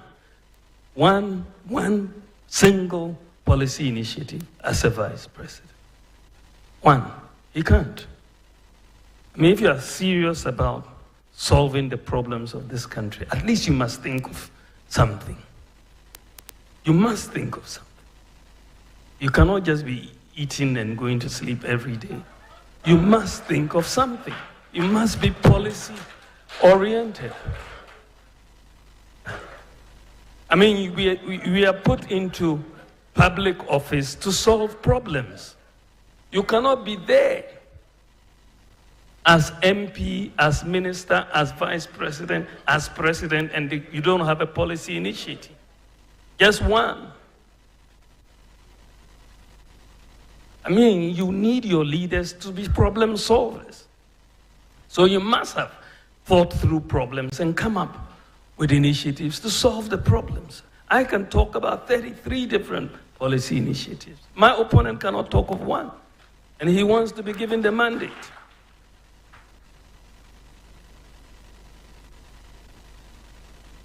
Question about the Zongo Development Fund. We just wrap up. We'll take the Zongo Development Fund question, then we'll take a question from Bloomberg. Then I have also been called out the same way I called TV3, and let me add GH1 as well. Let's give fair reportage. It's fine. Report as you want to report, but don't cut my statement when you know it's not complete. It's unfair. So please, that's what we are saying. We are not telling you what to report. We are only saying that if I make a full comment and you bring one part of it and report on it, you are deliberately setting me up for something to satisfy your own agenda. Please, let's be fair. GH1 has also done the same. I think it's fair that we correct it. But I have been called out also by Ebenezer Donko. Eben, I can't see you. Please, give the microphone to Ebenezer Donko. Your Excellency, whilst you take a breather, and then we come back to it. We are taking three. So please, let me address the Zongo Development Fund. I think that what is clear is that Zongo development wasn't a real issue. The Zongos, for the most part, had been used as political fodder by politicians. And they didn't really have a vehicle for Zongo and inner city development. And this is the genesis of the setting up of the Zongo Development Fund. And we are looking at setting this fund up. And this fund has done tremendous work. We've had over 200 completed projects in various areas like education, health, infrastructure, vocational training, entrepreneurial support, sports, and so on. We've done over 70 new classroom blocks are being constructed. 45 have been completed and commissioned in various Zongos. We've constructed over 30 ICT and community libraries in Zongo communities, and we've renovated and provided we've renovated various schools and provided dual desks to several. Over 5,000 dual desks have been provided, and we've provided tertiary education grants to over 1,000 students. And we've given scholarships to 40 brilliant but needy students from Zongo communities to study medicine in Cuba. And we've donated about 50,000 textbooks to be distributed across the country. Over 1,000 youth from Zongos across the country have been trained and supported in various vocational skills, soap making, beads making, hairdressing, and so on. And then we've also seen a number of chip compounds constructed and some health facilities in Zongo communities. Also, drainage systems have been constructed and the provision of places of sanitation facilities have also been done. So if you look at sports, we've also done astroturfs in Zongo communities. 17 have been completed, and we've done 100 mechanical water systems in many Zongos across the country. And street lighting as well. So what you are seeing is a major investment that has taken place in the Zongo communities, and you can point to specific things across the various communities and what the Zongo Development Fund has done. They've done an excellent job across the country. They've done an excellent job. Your Excellency, kindly take a seat. We'll take just one last round. I know there are a lot of questions, but we are unable to take everybody's question. But because Ebenezer Donko has called me out publicly, let me take him. So please give the microphone to. Let me please hold on. So we'll take Northeast. We'll take Northeast. Please hang on. We'll take Northeast. We'll take Bono region, round from the Bono area. We'll take between Volta and Oti. We'll take Oti. Then so that's 3. We'll take Bloomberg. We'll take Ebenezer Donko, Natalie Ford, and then I see Stephen Zuri. Then finally, Geba will wrap up as a mother. So please let's use this order and then we can make progress. So for now, I see Bloomberg with the microphone. All right. Thank you, Your Excellency, for the opportunity. Your manifesto promises seem to fall outside the program parameters and targets of the IMF. And you add by saying you're going to scrap some taxes. Do you perceive that you'll be seeking to review any portion of the IMF program to accommodate some of these things you plan to do? And if yes, which areas are you looking at? Thank you very much. Thank you. Please give it to Eben. He's used communist inferior tactics in getting me to. Does he have the microphone? Okay. Go ahead. He's here. He's here. He's here. He's here. He's right here. Please give it to him. But then, Stephen, please. Stephen, ask your question. Okay. You have the microphone. Go ahead. Yes. Give the microphone to Eben, but let's hear Northeast. Or else Eben get the microphone. Thank you very much for the opportunity. My name is Salifu Mbadama Idrisu. Wale FM, Wale. Yatwala Mampule. Dr. Nitma. Njela Bosa Abatana. Abe Banyela Mampule Kayil Banya Sumentre. Abe ma Yinya Paragu Mwala Yatwala. Kabaya Mancha Mambu Siminya. Inyangan Dinasara. Nembia popuna kanya wala kya nangi kamwa nyang mbia kampasa bai ni itwa sukuru karanwa yatwa be sukuru yatwa ami babula babusinya inyang di nama into mbia university tebaba kawa nyang karanwa chang tourni. My last one is a comment, please. Yesterday I was watching Joy News program entitled Are you News asking 5. 2 questions? No, please, I beg you. We don't know what you said in the first. Please, Uncle. The first one was your question. I beg you. I was watching a program yesterday on News 5, and one independent presidential aspirant used a lot of unprintable words on you. And I was so sad to understand that the host sees nothing wrong with that. And I want to find out from you, when you do hear some of these things, how do you feel, or how do you take it as a person, not a president? Thank you very much. Thank you, Northeast. Eben, then voter. Can I see the voter hands? OT, you are asking for voter in OT. That's fair, right? Okay, Eben. All right, thank you very much. So my name is Eben. I work with YFM Ghana. I came all the way from Kumasi, actually. Welcome. And YFM Ghana has always been one of Ghana's biggest when you talk about media, especially with relations to the youth. Please go to the question. Now, the question is, I work in the creative arts industry. Most of the times, we get to see our celebrities or people in that industry only when it gets to elections. That's when politicians want to use them because they do know that they carry certain power and they can actually help communicate. Now, my challenge is that what do we have for the creative arts industry? So many things have been said. One of the things that they often look at is tourism, year of return, beyond the return, which everybody can attest to the fact that it's been successful. Now, what are we doing with our movies? What are we doing with our music, our internet? Because today, we can change the narrative and perception about Ghana with movies. But unfortunately, our movie industry is kind of on a decline.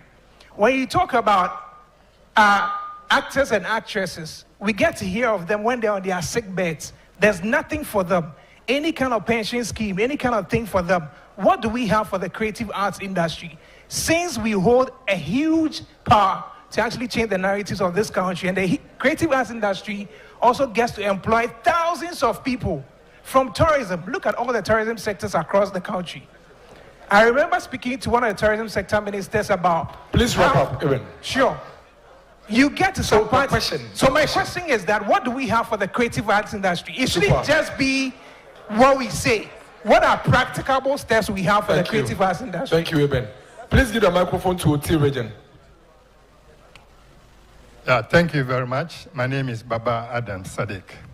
OT region, we all know, is an infant region with many problems as far as development is concerned. But one major problem that I would like to ask the Vice President, if Ghanaians give him the mandate to become the president, our number one problem is the bridge over River Oti.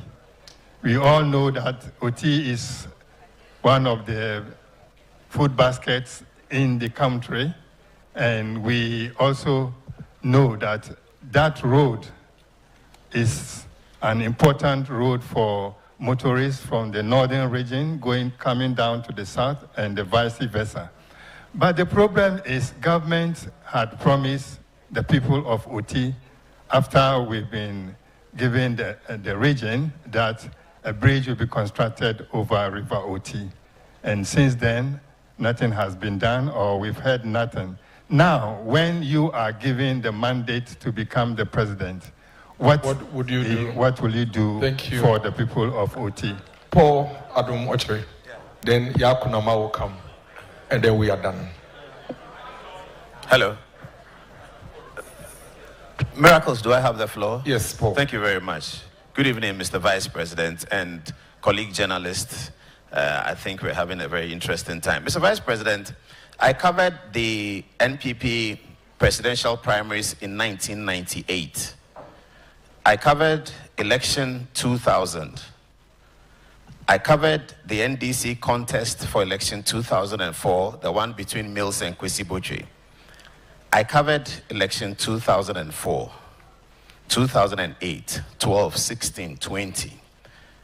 I have never seen a presidential candidate, whether in opposition or in government, focusing his campaign to the people about policy initiatives and policies that have been achieved.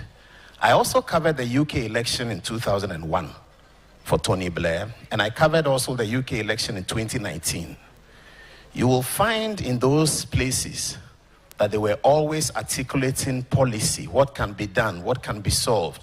You will find here, in all of those historical elections, that we were not doing that until Mahamudu Bawumia arrived on the scene. Mr. Vice President, whatever happens in December, you have changed the politics of Ghana and Africa for a long time to come. I have nothing more useful to add except that God bless you. Thank you, Paul. God bless you. God bless you too. Yakunama. Yakunama. Please take the microphone to Upper East, Natalie Ford, and then Kasapa. Thank God that finally grace located me for me to be called. Good evening, Your Excellency, and thanks for the opportunity. I go back to the manifesto.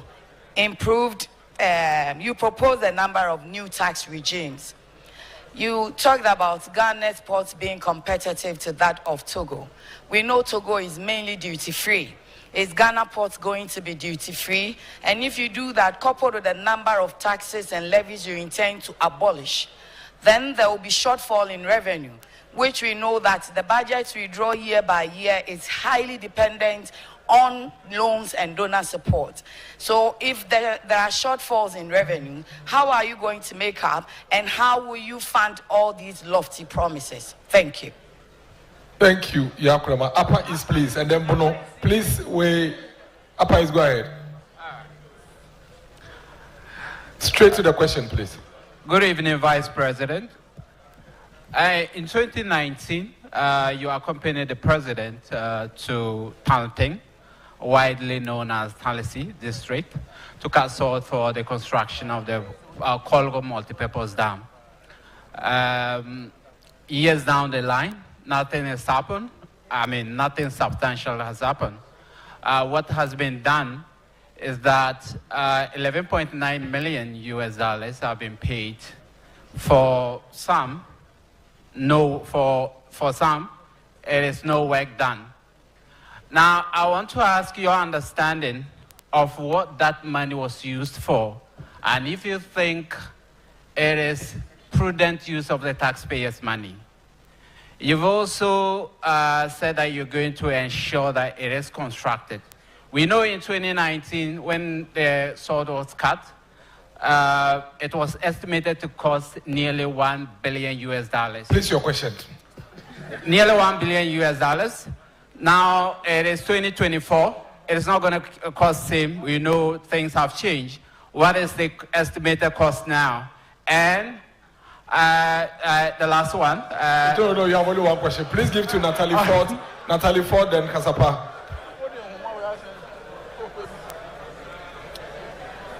Thank you. I'm Natalie Ford with the EIB Network. Happy with the question. GH1 TV and Star FM. Your Excellency, North Tong MP Samuel Okujeto Ablakwa is seeking to introduce a private member's bill to prevent legislators and government officials from buying state assets. In the event that you're sworn into office, is this a bill that you would assent to? Okay, please give it to the Kasapa and then give the microphone to the Bono rep. Kasapa.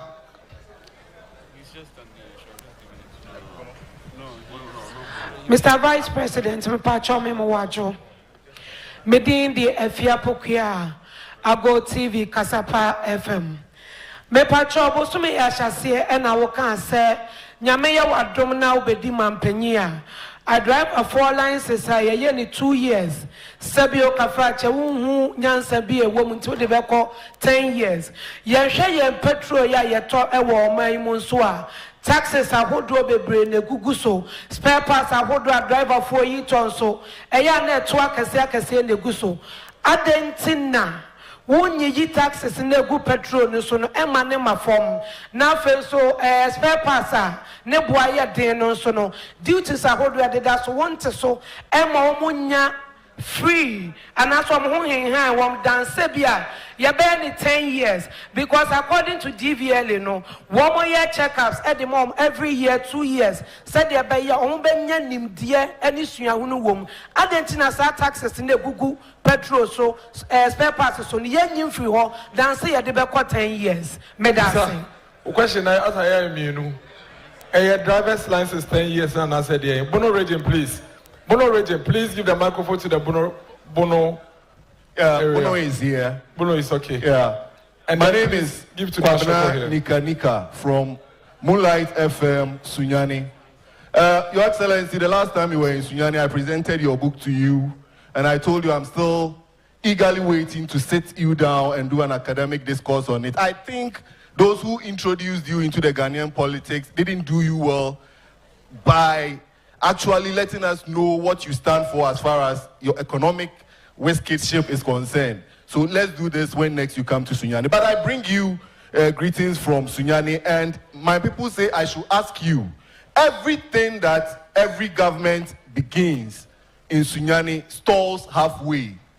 I've covered politics in Bono region for close to 3 decades, and in the past 16 years, we've stagnated, and the 2020 results as far as parliamentaryship is concerned, your question. attest to the question I'm asking.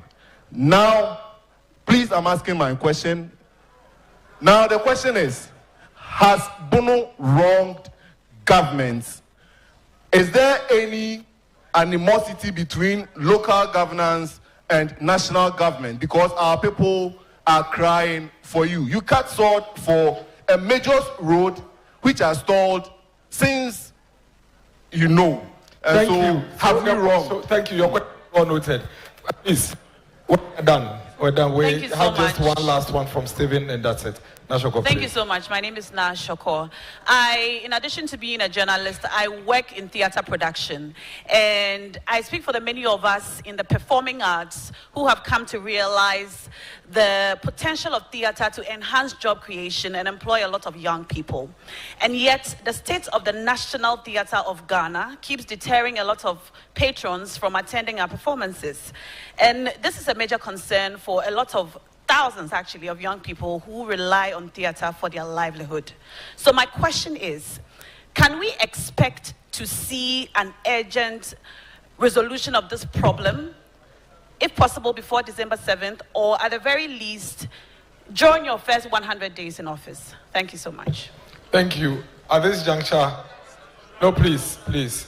In the initial stage, Koju Sheldon was asking a question, didn't end. I said, I'll call, please come. Bella, come, and then we're done. Thank you. So please, the two, and then we're done. Thank so please you. give the microphones to them. Mr. Vice President, my name is Stephen Zuri. The Opposition National Democratic Congress. I am from mynewsgh.com. The Opposition National Democratic Congress claim you are making up being a taxi driver, a cleaner, and a laborer. Would you want to throw more light on these things? Thank you. Okay. Okay, so I'm back again. So my question borders on musicians in this country. Now, I have seen what you have highlighted in your manifesto when it comes to people in the creative arts. Now, recently, people that I've seen come into the media space to complain about royalties they receive from Gamro. These artists, they come out, they complain about receiving 300 CDs, 200 CDs, 500 CDs. Someone has created about 32 albums, a collection of royalties on his behalf, paying 300 CDs, 200 CDs, and 400 CDs. You see them come in the news complain about these things, and it looks like Gamro has not been enabled to collect royalties when it comes to, our artists. And in certain jurisdictions, artists can release one song and eat off it for the rest of their lives. We don't see that here. And I want you to let me know what you are going to do to help enable Gamro to be able to collect royalties effectively, so that our artists wouldn't, retire, and us on social media will be doing GoFundMe and all these things for them. So that is Gamro. And the last one is... Thank you, Kojo. Oh, no, it's right there. This one. Oh, who's that?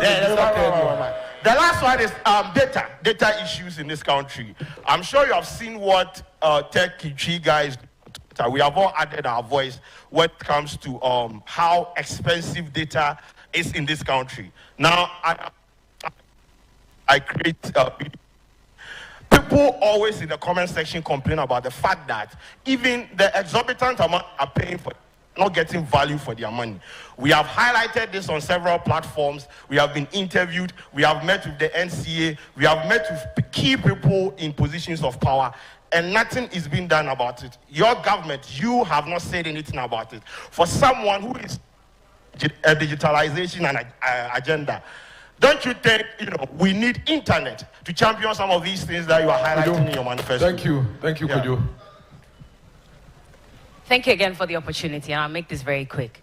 So I was just checking Fact Check Ghana to be sure I was asking the right question. And Media Foundation for West Africa has also fact-checked and confirmed that 8 people died in the 2020 general elections.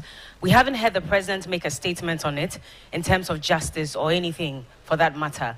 I'm not sure I've heard you make any statements on it as well. And I've spoken to a lot of analysts who say that if you had addressed this very early on in your campaign, maybe you'd have had a greater chance at the presidency than you might have now. if you become, and that's a conversation I've had, I just want to find out from you what you make of this, and if you will address this matter. And finally, would you agree with Ghanaians who say that you should apologize for where we are at the moment, especially looking at all the promises that were made and the performance not matching to those promises? Thank you very much. Thank you. At this juncture, I think we would continue on another occasion. We'll take the last one from Geba, Ghana Independent Broadcasters Association. Where's the Geba rap, please? Geba, please give the microphone to Geba. Geba is your parent, oh. Don't do that. Let your parents speak. They will speak on behalf of Annie. Thank you, Mr. Vice President. In Ghana, as at the end of 2022, we had a significant 832 radio and TV stations, of which 707 are radio authorizations and 120 TV stations to service our population of 34 million. The free-to-air broadcasting model is an invaluable tool for governments, politicians, and citizens alike, and serves over 90% of our population. One significant industry hurdle is the financial sustainability of the media, which has hampered growth, and we've seen very low revenues due to the very competitive environment which has been created, leading to poor remuneration of media workers, journalists, and poor quality of broadcasting equipment and other issues.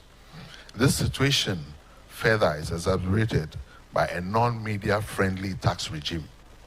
The current high tax burden is challenging for most media houses and businesses, and the FTA media specifically have been facing pressure of the attempted introduction of an additional tax line, which is the CST, the Communication Service Tax, a consumer designated tax as an additional tax for radio and TV stations that are doing the free-to-air service. Mr. Vice President, what is your position on using the taxation reliefs mentioned, reviews and innovation, tax reviews and innovations, such as the removal of CST for free-to-air broadcasters completely, and other tax incentives to enhance financial sustenance of our media landscape specifically, and enhance the remuneration of journalists and media practitioners, and enhance the ease of acquisition of new equipment, imports for media work, local content creation, technology upgrades, and improve operational costs for this special industry gathered here. Thank you very much. Your Excellency, you may give the answers now.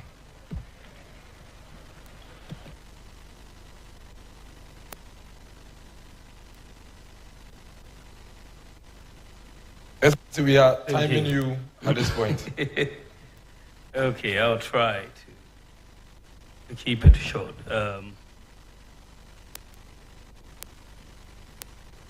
I think, yes, let's start. I think it started from Bloomberg.